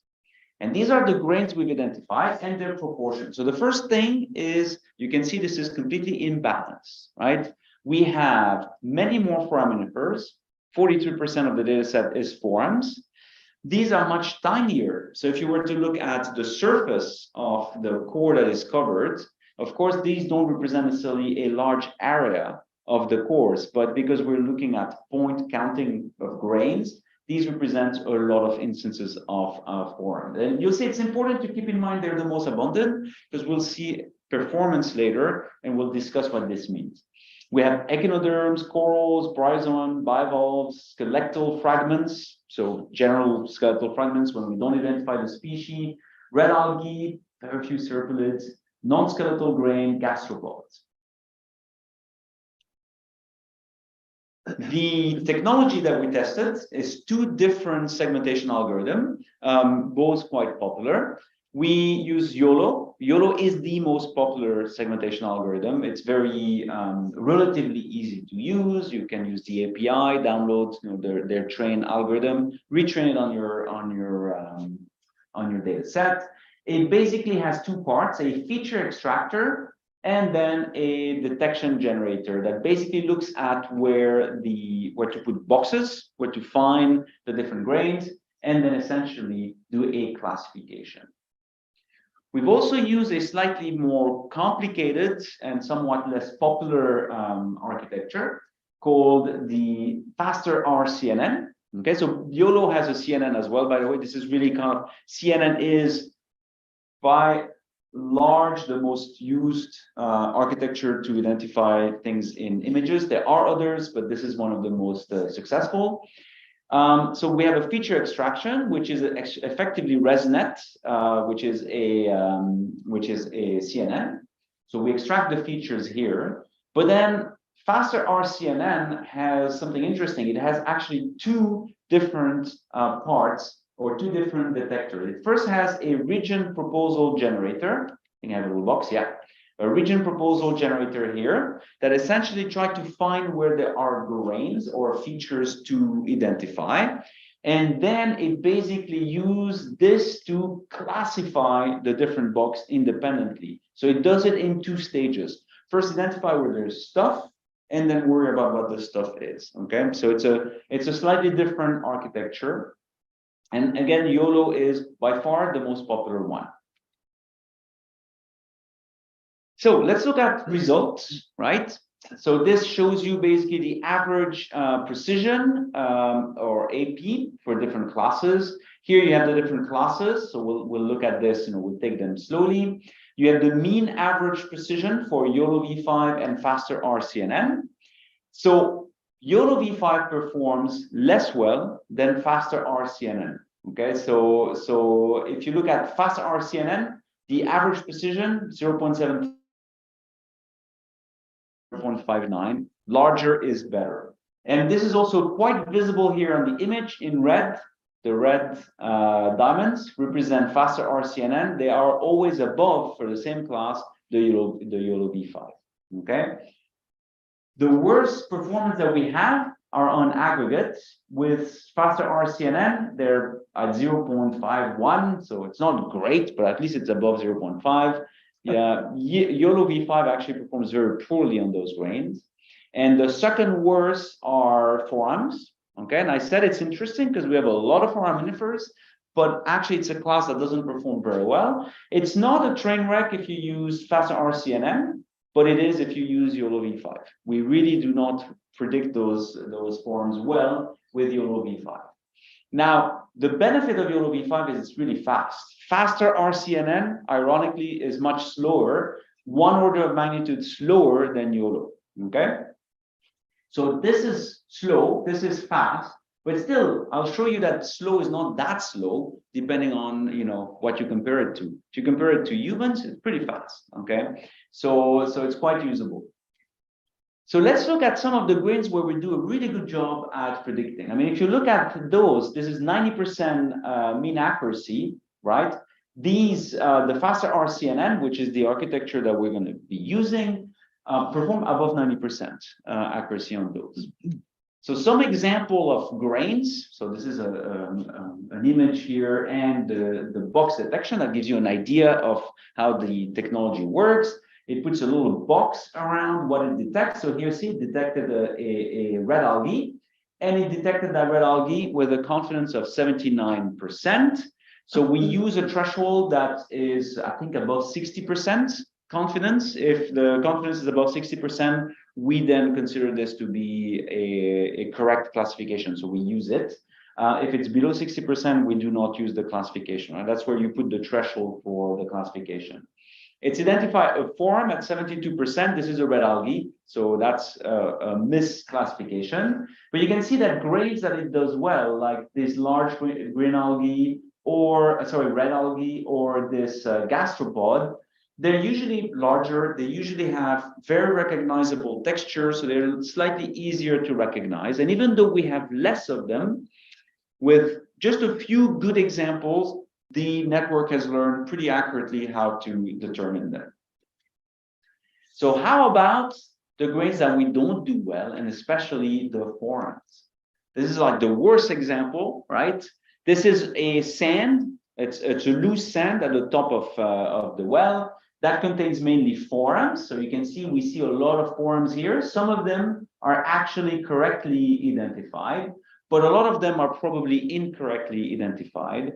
And also you can see some of the issues here. This is a glare on the side of the cores because this core is wet with water. And that glare is identified as skeletal fragments, okay, with a good confidence, 70 to 80%. So there are issues with this technology, but at the same time, most of the time it gives us a reasonable answer. So I'll show you now how we can actually use this, because when we got this, I told Harriet, let's do an application. Let's try to actually predict something.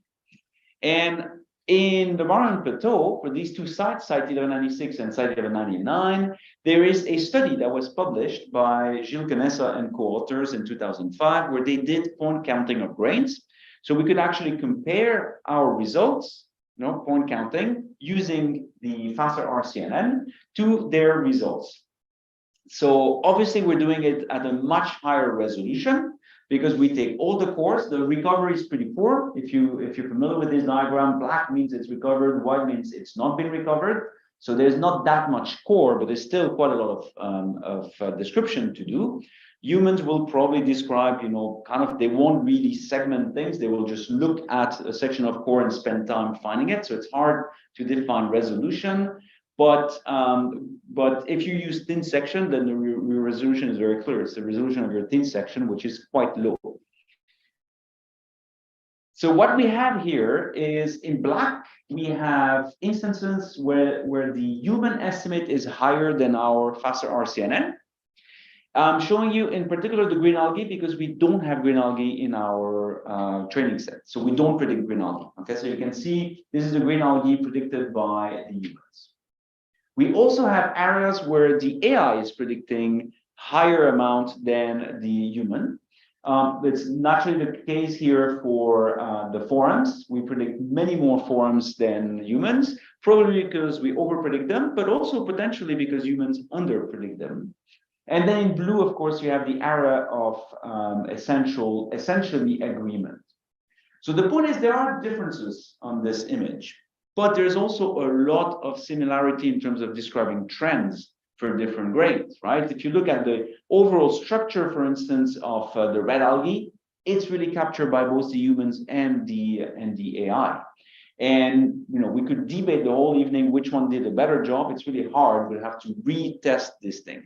But the point is, how long do you think it takes humans to describe two wells like this to that amount of detail quantitatively? Days, probably, right? Days, maybe even weeks.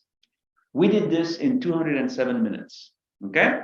And that's 12,000 images that were identified. Within these images, however many grains. So that's a very large volume of description that was done in just above 3 hours. So it's very, very fast, even with the slower, faster RNNs, okay? So that led me to think, do we actually need supervision, right? Because one problem is, we need ideally 100K images or more, and when we do transfer learning, and that's really difficult because labeling is a problem, right? Labeling images is time consuming, but also if you have a lot of mislabel, that's a source of noise, of data noise. It's a variance that hinders your training. So that's really an issue. And there's this technique called semi-supervised learning, which is really attractive because you theoretically can use much less images. So you'd spend more time describing those images very well. And then you can use a lot of unlabeled images to help you to do your task. And this is something we started recently with Hisham. So he's just coming to a year on his PhD. And for a change, we're not going to talk about carbonates. So we're going to use clastic rocks. In this case, coming again from IOTP, that's my favorite source of core images because they're freely accessible, right? If you guys have core images, please send them to me. I'll be very, very grateful. But they are coming from Antarctica, so they're completely, or close to Antarctica, so they're completely clastics. And also what we're trying to predict as a first step is different. We're trying to predict core deformation. The idea being that we want to have undeformed cores to then predict the fabric of the rock. So we go from undeformed, this is an example of a beautifully recovered core, to all sorts of deformation. We have 7 classes, but I'm just showing you a few. This is like a soupy interval where things have been fluidized because of the extraction process of the core. We have up-arcing when the sediment become too stiff and you start to pull with your piston core. You get these types of deformation. falling, when essentially stuff falls into the well from the side. So this is irrelevant. So we want to identify this. And you can also have brecciation and all sorts of different wonderful core deformations. And what we're going to be using here is a semi-supervised approach called SimClear with ResNet. Okay, so this is straight from their website, so you can go and read about it. It goes a bit fast, but I'll try to walk it through with you. So the idea of this is if you take an image, you can create different versions of that image by transforming it. And then you use a CNN on both versions of the image to get the feature extracted from the image, which you're familiar with. So this is the features. And then you use a linear perceptron or a multilinear perceptron, so a very simple neural network, to transform this image into something of a lower dimension, right? And then the last step in this process is you use that embedding that has been linearly transformed, and you look whether they are attracting each other, if they're very similar, or whether they repulse each other. And what you want is you want to train these networks to basically recognize these two things as coming from the same image, whereas these here should be different than things coming from a different image, okay? That's kind of the general idea between this. It's a very complicated architecture. You know, if you read the paper, it's quite complex, but the general principle is easy. The type of transformation that you do here is all of those. So typically you'll do cropping, you'll do resizing, you'll do maybe some filter, that's a Sobel filter, and then you compare the image. But one that is very important is changing the color. So dropping the color altogether or making it into fake colors. And the reason for this is that it would be very easy for images to be recognized as the same if you don't change the color, because the distribution of the color of the pixel might be very similar. So your network might just learn to recognize similar colors. So you want to have example where you drop the colors. So here's a bit of a complex diagram. We have the accuracy here on a vertical line. So that's basically recognizing in binary tests. So we did two type of exercise. One that says, okay, this is deformed, this is not deformed. That's our binary exercise. It's the easiest one, right? You have beautiful core, not beautiful core. Maybe it's also the most useful one, actually. And so you have your accuracy here, and that dashed line represents the supervised performance. So everything we did with Harriet was transfer learning from a ResNet. We did again here, right? So we use 1,800 images to do transfer learning. So very, very small data set. That's a work in progress. We're going to get to higher numbers soon. And we get, about 92%, just under 92% accuracy. And then what we do here, this line represents a different experiment we did with the semi-supervised learning. So we start with about 5,000 images that are unlabeled. So that represent unlabeled images. And we train that network on the 5,000 images that are unlabeled. And then we fine-tune it, which is the last part of that semi-supervised model. We fine-tune it on the 1,800 images. And you can see that the more images we add that have not been labeled, so the more unlabeled images we add, up to 18,000 images here, the better our performance becomes. But 2 points to note here. First, the difference between the two is not that much. You're talking 1% difference in performance. So that's cool. Yeah. What's less cool is that using the same amount of labeled images, we actually get a better performance by just doing the transfer learning, right? So this has the same number of images that you have to label, right? It's not, you don't gain anything by using the semi-supervised learning approach that we do here. So at least for those small number of images, it's not looking too promising. But again, that's just the beginning. We need to scale this to larger numbers. If we look at the multi-class, now we have the 7th class of deformation. We have a bigger separation. Now we're actually in the 70% here. And as we increase the number of images, that performance reduces. The supervised learning performance has also dropped. It's in the around 80%, 80.5%. Okay. The real question for us, that's still very much an open question, is what is the trend?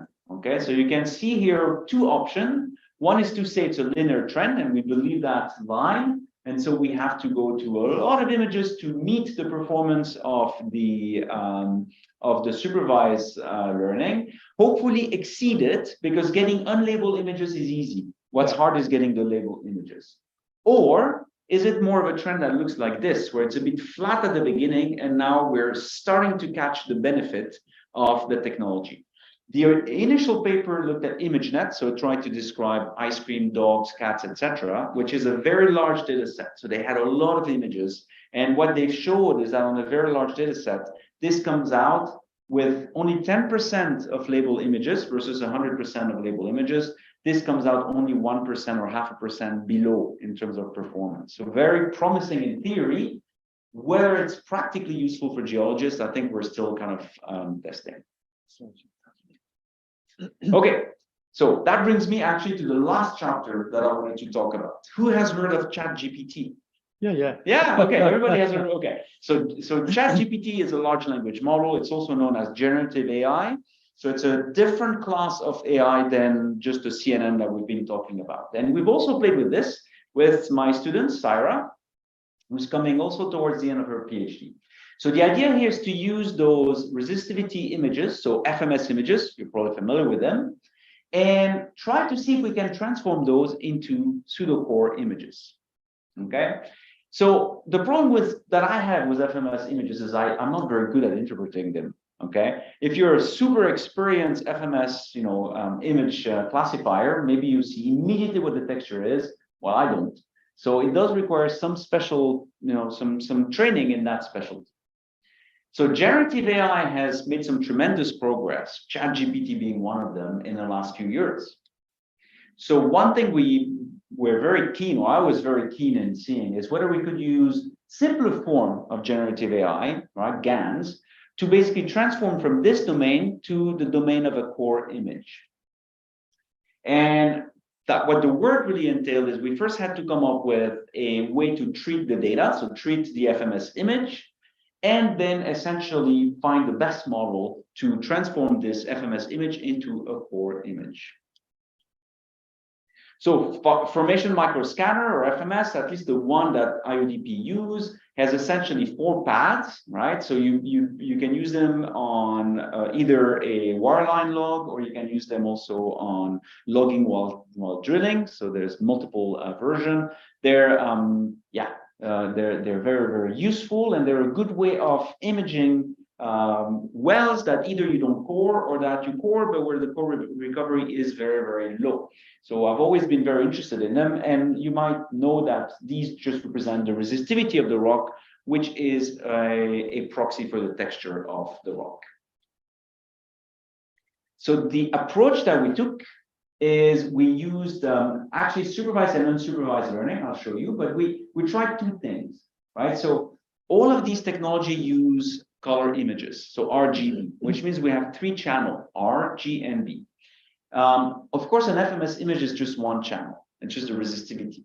So we tried 2 techniques. We took 1 image of the 4 paths that we have, and we multiplied it 3 times. So that gave us like a pseudo RGB, right? So we can do this. So we call this the 1-1-1. We use pad 1 and we multiply it 3 times. And then we thought, okay, what if we try to actually give more diversity to the network, and we take pad 1, 2, and 3, and we stack them as pseudo RGB, and then we use this image to train our network. And I'll show you the results of those. And then what we do is we use GANs or generative networks to essentially train 2 networks, one that use FMS to generate a core image based on the FMS data, and then the second one that essentially takes the pseudo core, okay, looks at the pseudo core and says, this is a real core, yes, no. So that's the job of the adversarial network. So it's generative adversarial networks, right? GANs.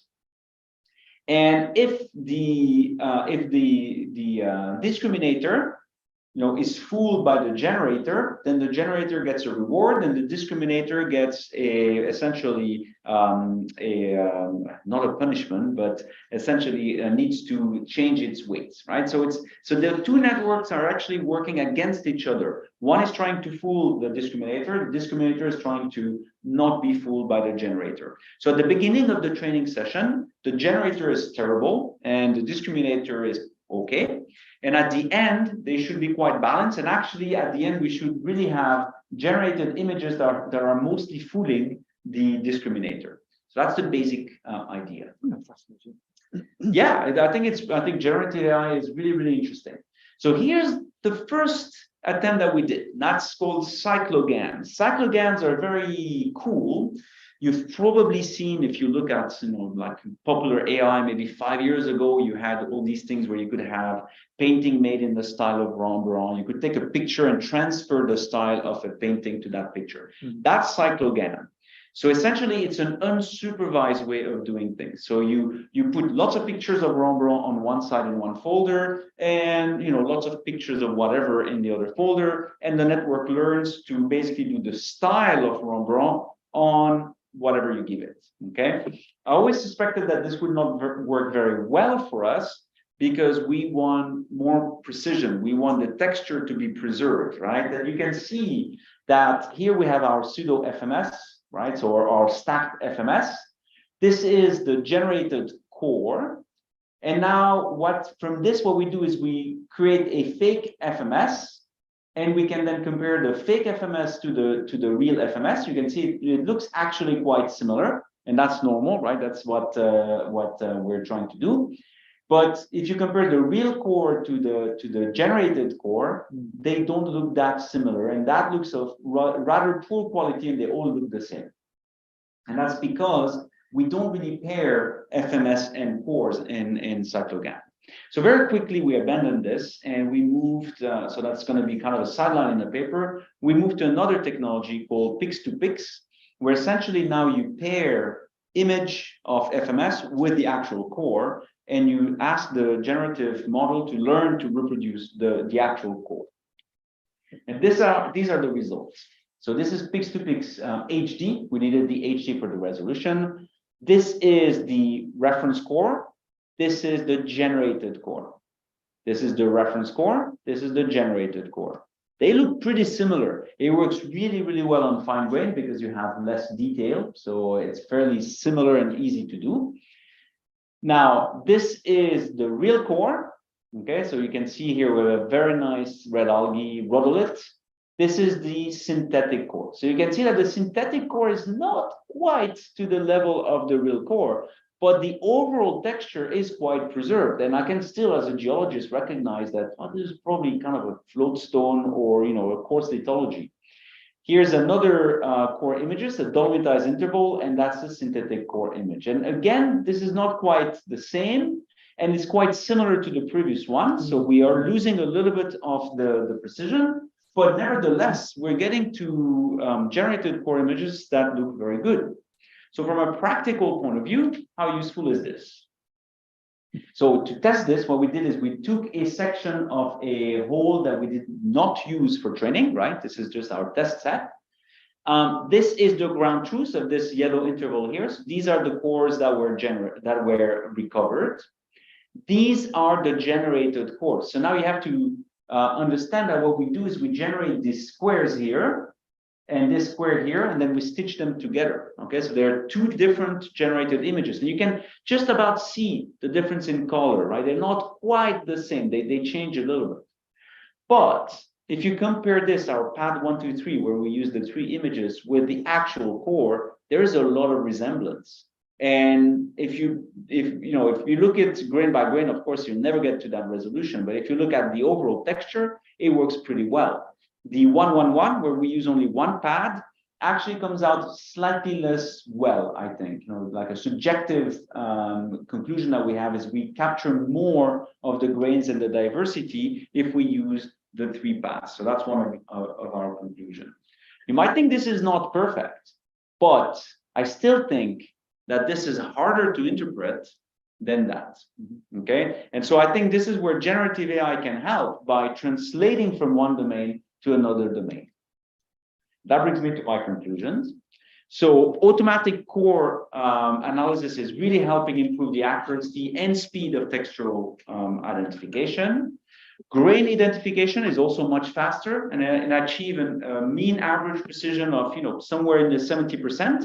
And again, this is early days with limited training data. So I'm very confident that this has a future. Semi-supervised learning, it's really early days. Right now, it does not perform as well as just transfer learning, but I can see that potential. I mean, that is definitely the way to the future. I think this is where we could actually overcome some of the problems that we have. So that's active research at the moment. And finally, generative AI is not just for ChatGPT. Okay, we can do other things with it, and we can do useful things. Rembrandt picture of your house are nice, but we can also use it to actually improve our ability to identify things in cores. Well, I've showed you an example with FMS images, but there's a lot of other applications that we could do. I just want to acknowledge the IUDP because we use a lot of their data, and just finish with but we're saying thank you. I think geologists have to evolve as well, right? Not just the dinosaurs. This is the website for my lab if you want to go look at what we're doing, and I'll be happy to take any questions. Wow. I need to clarify something. When you took the last thing about I didn't understand why you felt you could copy the image 3 times and as if it were red, green, and magenta. Oh, yeah. I didn't understand why on earth you could do that. It's a trick. Yeah, I appreciate that, but I don't understand how it could possibly work. So an image has the red, green, and blue channels. Yes. When we use it in any deep learning, the first thing we do is we separate those channels. There are 3 sources of information. So we human basically stack them to see the color. But when we give them to our network, we basically say, okay, you have a tensor or a matrix, of dimension number of pixel times the number of pixel times 3, because you have 3 channels, right? And the network that we use, like Pix2Pix HD, is pre-trained and expects to get a color image. So expects 3 channels. So one thing we can do is we can give it a grayscale image, which is just to say we give you for R, G, and B exactly the same value for each pixel. So essentially give you 3 times pad 1, right? So if that's pad 1, 2, 3. But the other thing we can do is we can actually say, you know what, we actually don't care how this image looks. What we're going to do is we're going to give you pad 1, that's going to be channel 1 or red. Pad 2, that's going to be channel 2, and pad 3, that's going to be channel 3. So it still is a tensor of the same dimension. So the network's happy. It takes the image, it unparses it, and says, okay, these are 3 sources of information that I'm going to use to come up with a decision. And of course, physically, what that does is it represents 3/4 of the whole instead of just one view of the whole. Does that make more sense? Yeah. I can also show you one thing see, these are those FMS images, right? They're not really FMS images. They're basically stacked FMS images. So they look very, they no longer really are useful for humans to look at. But at that point, we no longer care about what humans see. We care about what information we pass to the network. Okay.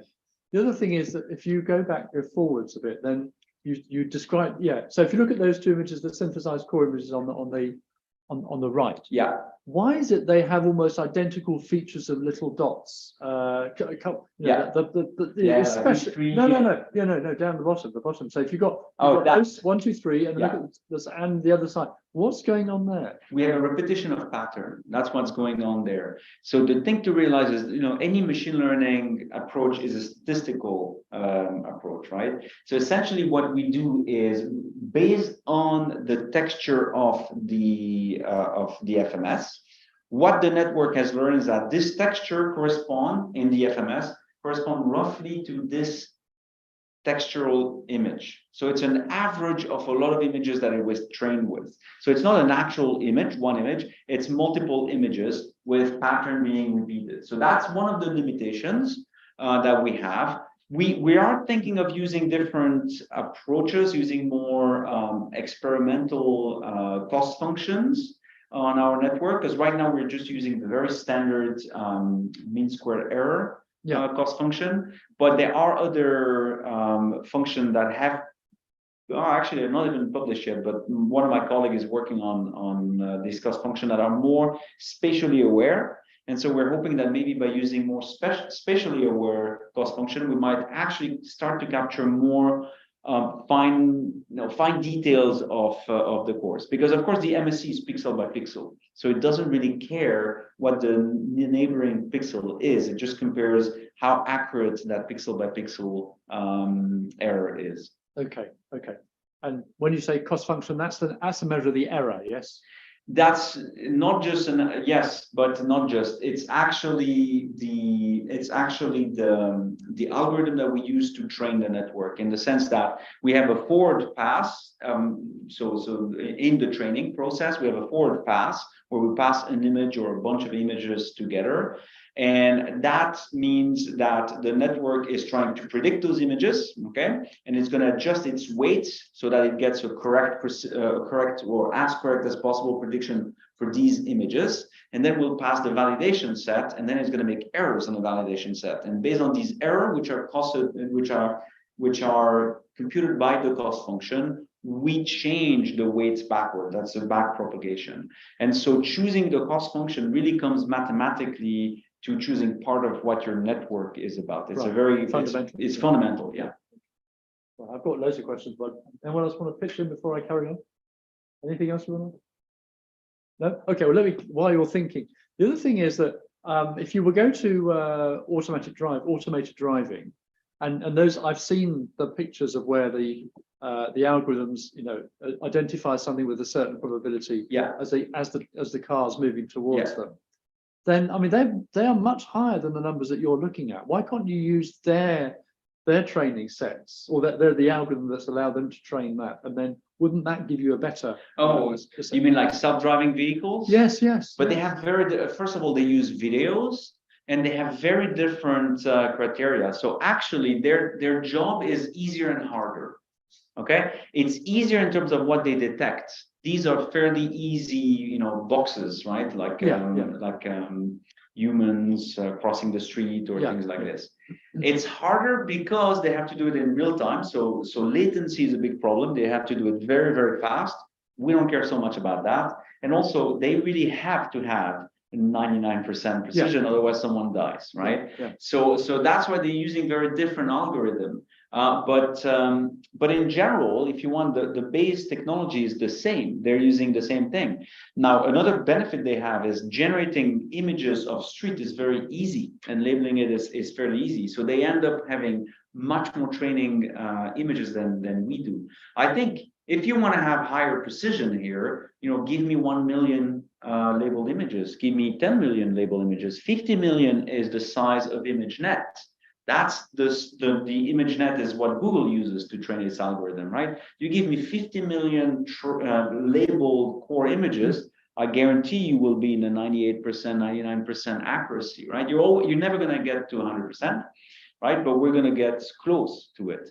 So that's one option, right? Another option is having smarter architecture and network that learn better on smaller data set, which is also another area that AI is looking at, right? Reducing big models to more manageable small models.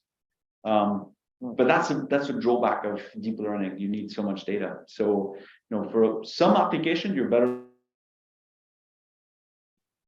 Okay. Anyone else want to ask a question? So let's look at the human brain, okay, which you said actually is not terribly good. But ultimately, if we're going to label those images, whether it's on the roadside or whether it's here, we're still using the human brain. Yeah. I am struggling with this, that we're saying the human brain is imperfect. And then you said, well, if you've got an imperfect human brain, you're going to get more noise in the interpretation that the machine learning has. I'm having great difficulty squaring that round. It's because there's a piece missing here. If I give you one image and I'll tell you, Tim, you got 3 hours, just tell me really what this image is. You're going to get it right. I think the problem is, it's not that we're unable to identify textures. It's just that this is a very repetitive task. And if you want to do like hundreds of kilometers or even just 1 kilometer of course, you're going to start making mistakes because you're going to start being tired, right? So that's one problem. The other problem, of course, is the level of training you have, right? With grain identification is a great example where, you know, people who have spent a career doing forums will really identify things to a degree that, you know, I won't be able to, right? So I think those are the two issues here. But the human brain, of course, is far superior to any artificial intelligence that we have, right? There's no question about this. I think the problem is humans are failable. And they cannot operate, you know, the way a machine operates, right? And also humans, there's one of you, so we cannot send you all over the world with your bias to train to basically describe things the same way. So consistency is another problem with human description. I have a story in this. We got really excited on Leg 194 because we started to see cycles.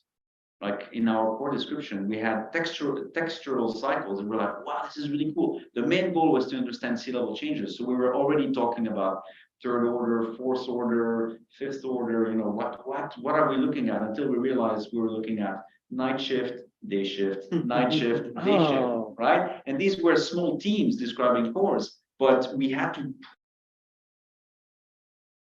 Let's just agree. This is a greenish gray wax stone. No, Yeah. right? Yeah. So this is a big issue. I think it happens more than we realize. And I think this is the beauty of these technologies. I also think that describing texture is not fulfilling. I mean, I love cores. I love looking at cores. But there is a point where when you want to do things quantitatively, it becomes boring. It's not a very satisfying job. So I think the geologist should be able to use tools that does 80% of the job and tells you this is the texture. Hey, I think this is a wax stone and I'm 67% sure it is, or 67, I better double check. Or I'm 99% sure, okay, yeah, it's probably fine, right? Or I don't know, because you know we do small stamp size images here. What we can do, I've not shown it here, but really when we do a textural classification, we get for every core, we get 3 images at the same depth. So if you see wax stone, pack stone, you're like, okay, let's check that pack stone. That's dubious, right? So you have ways where you can actually kind of like gain confidence in what you do. Okay. And then, sorry, I don't want to. Anyone else want to pitch in while I haven't got a question on there yet. So let's take this through to now upscaling to a dynamic model, for example. So yeah, take us through the process of you've got, well, especially take the ones on the left because they're very good. Yeah. So how are you going to then turn that into, for example, a reservoir model, which you can then say give to Matt Jackson, say, okay, you do your CO2 simulations on that, mate. Well, you're missing a step here, of course, right? Here, what we've done is this in particular, we've generated an image. What we can do, I think the best thing is to go back to the early work. This. Yeah, I'm nearly there. That's probably the best example in my presentation of how you can take an image and turn it into a quantitative data set. Right here, we're looking at percent of grain, but you could look at porosity, for instance. That's a pretty easy target. In fact, that's probably what Sarah would do for her last chapter. So you could generate porosity at a very fine grain, you know, for your wells. Now, the next question will come and say, well, okay, but that, you know what, we're going to have those cells, they're going to be 500 meters by 30 meter, your detailed porosity, you're going to average it, we're going to lose all of this. But it's true, but the reason we average things to such a coarse mesh is because numerical modeling is slow. Yeah. And so the next big thing here is to, and that's not at all part of this talk, is to actually use data-driven solution to emulate the simulator. And we have people working on this in the department. I've done a little bit of work on this, but you know, I have other colleagues who have done more work on this. And I can tell you the speed gain that you have by using data-driven model to replace your normal, you know, fluid flow simulator or whatever is about 1,000 times. It's about 1,000 times faster. So that means that you can do either larger domains or more fine-grained simulations, right? So it opens up the door for some very, very interesting application. So I think this is a completely different area of AI, but I think that's a big one, like the simulation. So I do a lot of forest stratigraphic modeling, and that's more what I'm looking at. And I think there, you know, that nobody has really done it yet, but I think this is the logical next step. Okay. So I'm not sure whether how much I shared with you what Luca and I and many others did last year with the Denmark and Greenland Geological Survey. Yeah. Where Professor Ninka Kelnon, she generates a very, very large number of scanning electron microscopy images using, and then divides them into 3 different sets. She's got cathodoluminescence, she's got backscattering, and a third one. And then she was asking us to say, okay, use whatever machine learning techniques you can to tell me what of this image is the original quartz grain, what is secondary diagenesis, what is pore space, and what is another mineral altogether. Can you visualize how that would work with how you would have done that rather than how we did it? Probably with this, actually, if I understand the principle well. That, right? You'd probably want to use segmentation, because on the image you'd have to identify where you have pore space, where you have, you know, quartz overgrowth and things like this. Should be fairly trivial. The problem is, did you have the labeled images as well? Did she give you lots of images that 50 out of 100,000. Yeah, so that's the challenge, right? So most of the work here, and you can ask my students, they spend months labeling. Yeah, this is the problem. This is why this semi-supervised technology, even though it didn't perform as well, that's why it's so seductive. Yeah. Because you could spend most of your time, you know, kind of training the model and less labeling the image. But yeah, that's segmentation. So you can use YOLO, FastRR, CNN. That would be the way to do it. You know? Yeah. I mean, the winner, which is, again was Stanford University for the 2nd year in a row. They actually used color pixelation. So whereas the rest of us looked at these things as well, that shades of grey, they then defined overgrowth as being a particular shade of grey within limits. Yeah. And that allowed them. So most people said, okay, I can draw the boundaries between, for example, in backscattering between the pores, which are very black, and the rest of the thing. Yeah. They said, no, never mind that. We're just going to simply look at, we're not going to try and trace lines. We're simply going to look at pixel by pixel. Pixel by pixel, what's the different color and the gradient of color between them. I suppose you can. And it worked really well. Yeah, I suppose you can use this. You can do a PCA, you can use KNN, so like those simple algorithms. Again, that gets back to my point that if you don't have a lot of data, you're better off with the more standard machine learning tools. Yeah. But it does not always work. That's the problem. It only worked because you have enough contrast in your images. Yeah. Yeah. So good to them. Well, and the other thing was that the images the images in the different were all at a slightly different angle, because if you look at the instrument, it's measuring these different things, but it's not measuring them at precisely the same point. So none of the images overlaid. Yeah. So you had to be able to correct that before you could then use the best information from one image and compare it with the other. Yeah. So you had to do a correction. And I'm wondering whether you have that problem here. You probably don't. No, not here. The only problem we had was registering the FMS image with the core images. That we had to, look at the logging scale and the core scale. And even when you do this, the problem is you end up with, okay, we know that this depth corresponds to core 1, but if we only have 10% of core 1, it's all at the top. So that piece, does it come here or here? So Sarah had to kind of like use her expertise to register these things. So, and again, these are sources of error that are unavoidable. But okay. Humans in the loop, they're still there. So could you go to the damage core, sedimentary core? Yes. Images? You may have said this and maybe it slipped over my head. Yeah. Give me a sec. I'm getting there. I think it's the next one. Yes, there we go. And here we are. Yeah, they're fine. Yeah. So, if I understood you correctly, you can use the system then to identify these damaged core sections. That's But right. can you reconstruct what the components of, let's say, the falling, the sum of that which is valuable, some of which is useless? No, Are you able to reconstruct what the structure should have been like, having removed the fallen material, for example? no, that's not what we're doing here. So this is the first step in Hisham's thesis, which it's kind of the idea is to do something similar to what Harriet has done. Oh, wait, oh, that's better. It's to do something similar to what Harriet has done, but for textures in plastic rocks, so cross-strut and things like this. And so we thought the first interesting thing we can do with Hisham, because we have more experience, he also has a master in data science, so he came like already with some ideas. But he's not a geologist, right? So these things he doesn't recognize himself. So these are clearly labeled when the cores are recovered. So the label is easy to get. So that was the first thing.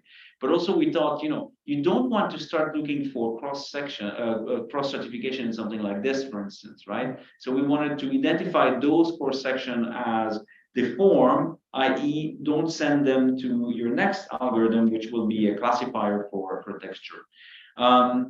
But there's no reason why we could not use a segmentation algorithm to identify grains there, and then you use the paired algorithm. One tells you, hey, I see lots of aggregates, cool, and the other one tells you, and by the way, this is a fold-in. So you're like, okay, well, so these two information for the human mean something, right? Okay, I have aggregates that came from the side of the wall, right? So this is how we would use these kinds of things. Undeform the cores would be possible with something like GANs. Yeah, it would be possible. It'd be hard to do because you'd have to find, cores that are both deformed and undeformed of the same lithology, but it would be possible. I'm not sure there'd be a huge gain in this because to be clear, you never get back this core undeformed. You'd get a core that looks similar to this undeformed in the best case scenario. Now, when we do this for FMS, it's valid or valuable because the FMS, we lose a lot of info in the FMS in terms of texture. So even though the core is a fake core, it's not really the grains that I'm expecting if I drill. It's close enough that it gives me a sense, oh, that must be kind of a rutstone floatstone, right? And not one of those, wax stone. But there, I'm not sure I'd see a lot of use for it. So I don't know if I've answered your question. So you can't do anything with those four, is what you're saying. They for the purposes of your training, they have no use. I think like the problem that we have when we're on the ship is inexperienced core describers fall on something like this and don't recognize it as essentially a core deformation. So they'll be really excited and they'll start talking about, Heinrich events, we have drop stones and things like this, without realizing that this is a core deformation. So normally what you do is you ignore this when you do your description. And that's kind of what we wanted to do, was to flag, ignore this. So then we'll apply a machine learning algorithm on that to get the texture of the rock, because this is not real. The same thing here, those textures that we see are not real. So yeah, please just don't say anything on those or just put them aside. So it's kind of a binary thing, like take it or leave it. And if you take it, then send it to the next algorithm that will do the textural identification. Yeah, okay.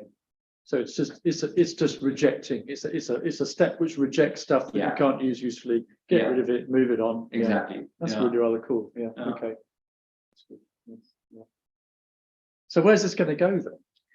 Come back in 2 years. What will you be talking about? So I'm hoping that we'll be pushing the frontier with the semi-supervised learning. I think this is one of the most exciting things, and also with the generative AI. To me, these are the most interesting thing right now.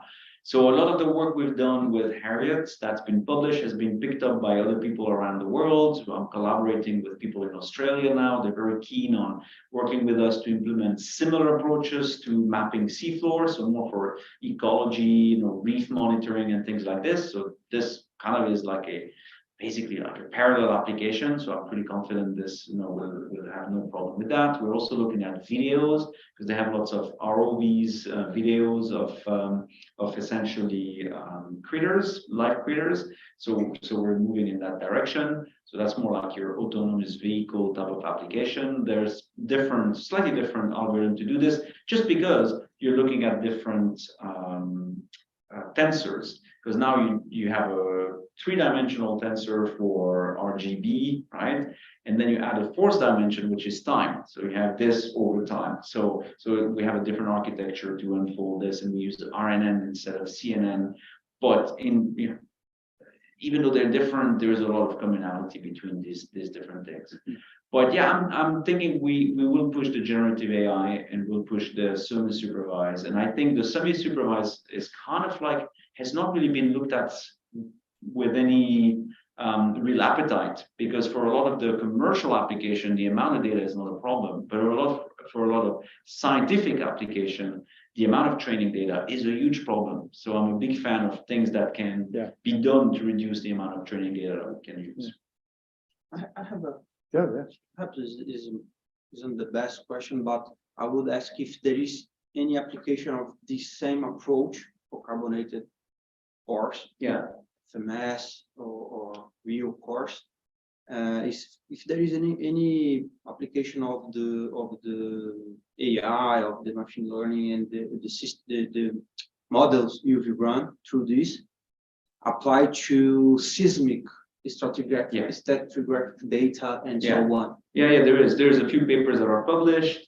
It's an active area of research. Even within my group, I have a PhD student looking at automatic sequence stratigraphy on seismic images. Seismic is kind of an image, right? I mean, it's if you look at it this way, right? You have different properties, but it is a 3-dimensional volume that you can reconstruct. So we've done work on trying to improve the quality of seismic lines, for instance. So take single channel seismic and try to make pseudo multi-channel. So that's more like the GANS application, or just the identification. So we did a classification work right now where we can recognize termination. Is there a termination? Is that parallel lamination? So we've worked on this.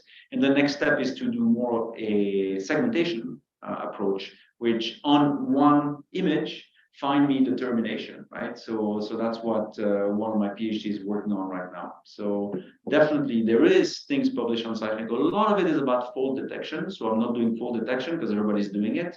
But of course it's useful, and it's also very easy because you can threshold them relatively easily. So that's a low level, like a low hanging fruit. But I'm more of a stratigrapher, so I'm more interested in seismic species and in kind of like bedding termination and things like this. So that's more what we're doing. And we tend to work in carbonates just because I have a lot of background in carbonates, but I'm open to working on really anything interesting. So I'm not, wedded to carbonates. I was just thinking that there's potentially a lot of mileage in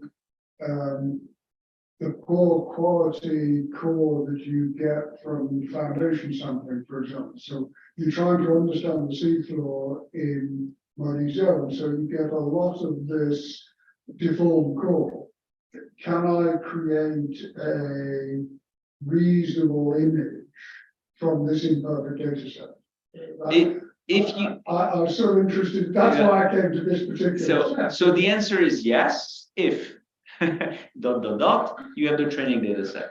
So if you can find enough images. So in this case, actually, we get, well, actually, that's not the GANs. We'd have to check with the GANs how many images we used. I want to say maybe 18,000 images, 20,000 images, kind of on top of my head. I'd have to double check the numbers. But if you find 20,000 images but it's pair images. So 20,000 images deformed and the corresponding 20,000 images undeformed, right? Yeah. And you don't have too many classes, right? Because the more classes you have, the more data you need. we can do it. That's doable. And the GANs are the model that take the longest to train. We spent 6 weeks training the model, so that's quite long, right? So you have to be patient with this approach. It's a slow learning process. Other training like Harriet's models, it's maybe 2 or 3 days. So it's much faster, but the GANs are more tricky to train because you train the 2 models. It's a slower process. So we do this in the cloud. We do this. We have a GPU. We have supercomputer that we can also deploy it to. But it's a bit of a slower process. But I mean, if you have the data set, hey, and you can sponsor a PhD studentship, I'd be very keen. But even if you just have the data set, I'd be keen. So the data is the problem usually, right? The data is the problem. Wait a minute. Can you just, so you're saying that that's not with human intervention, that is running an algorithm for 6 weeks in the cloud? Yes. So with machine learning, the training is the slow part. Once the algorithm is trained, the inference, so making a prediction, that's quick. No, I know, right? yeah. So, but yeah, I mean, if you look at ChatGPT, I don't remember exactly if it was 2 or 3 months of training, but it's very long. What I remember is it's in the 10 of million. Is that all? Yeah. But that's way above what a university can afford. No, but it's nothing, is it? If that's what it is, a few million, That's what tens they of do. millions. That's what they do it, right? But they also don't do it that often, right? That's even big tech doesn't train these things too often because it's so slow and costly. So you're getting into a point where the models are becoming so large that they become very difficult to train. You cannot train them on one machine. You have to do training that is completely spread in. Like ChatGPT doesn't hold in the memory of a single machine. You have to have the trained model in multiple machines. So you're getting to really complicated things. But of course, that's not what we do. So Well, but it's an interesting point because I asked ChatGPT to give me some references for a particular part of pump storage in fracked reservoirs. yeah, And it gave me some papers, great, and it said that it apologized for the fact there were no papers after 2021. yeah. I thought, hold on, all right, I get that. Then you did your initial training on all the papers up to 2021, but can't you just incrementally add to them? You can't. No, well, that's No. terrible. Yeah, you have to retrain from scratch. That's I don't ridiculous. think you can. Can't increment. There are of course technique for online training where you basically just add new data and retrain and fine-tune the model. But I think for something as complex as ChatGPT, they can't. So they have to reuse the whole corpus, which is a problem. That's very clunky. And the other thing I wanted to ask is, I mean, within the university environment and context, you don't particularly, because you've got dedicated PhD students, then the usability of the various tools is not such a big challenge but are these things now modularized? I mean, you've talked about 3 or 4 techniques. Yeah. I mean, can I just drag them out of Python and say, right, I want to use that module there, Yeah. and then I'll have myself set up with a GAN training itself on our server in no time at all? Yeah, most of the technology we use is fairly modularized and fairly standard and has been published. And most of the work that we are doing ends up in the public domain as well. So Harriet's work that's published, you can download the network. Eventually, you'll be able to download the data set. We're still keeping it close to our heart because we're still working on it, but eventually you'll be able to download the data set. There's also avenue for us to commercialize this eventually, right? If we wanted to, we could deploy these models and either let you play with them for free in exchange of data, for instance, or kind of like have a startup with this. So yes, but yes, by and large, I mean that's what we did. We use technology that has been published that you can download. You can use TensorFlow, you can use PyTorch, whatever flavor of deep learning framework you enjoy. The bigger problem is not the model. I think the bigger problem is finding the right architecture, and it's finding how to treat your data. And so all that research we've done up front. So if you read the paper, you should be able, in theory, to do it fairly simply. Oh yes, and of course it's the training data set. That is the thing. So if you have the training data set, you're in a good position. If you don't have, then you'll have to generate the training data set, and that's the slow step.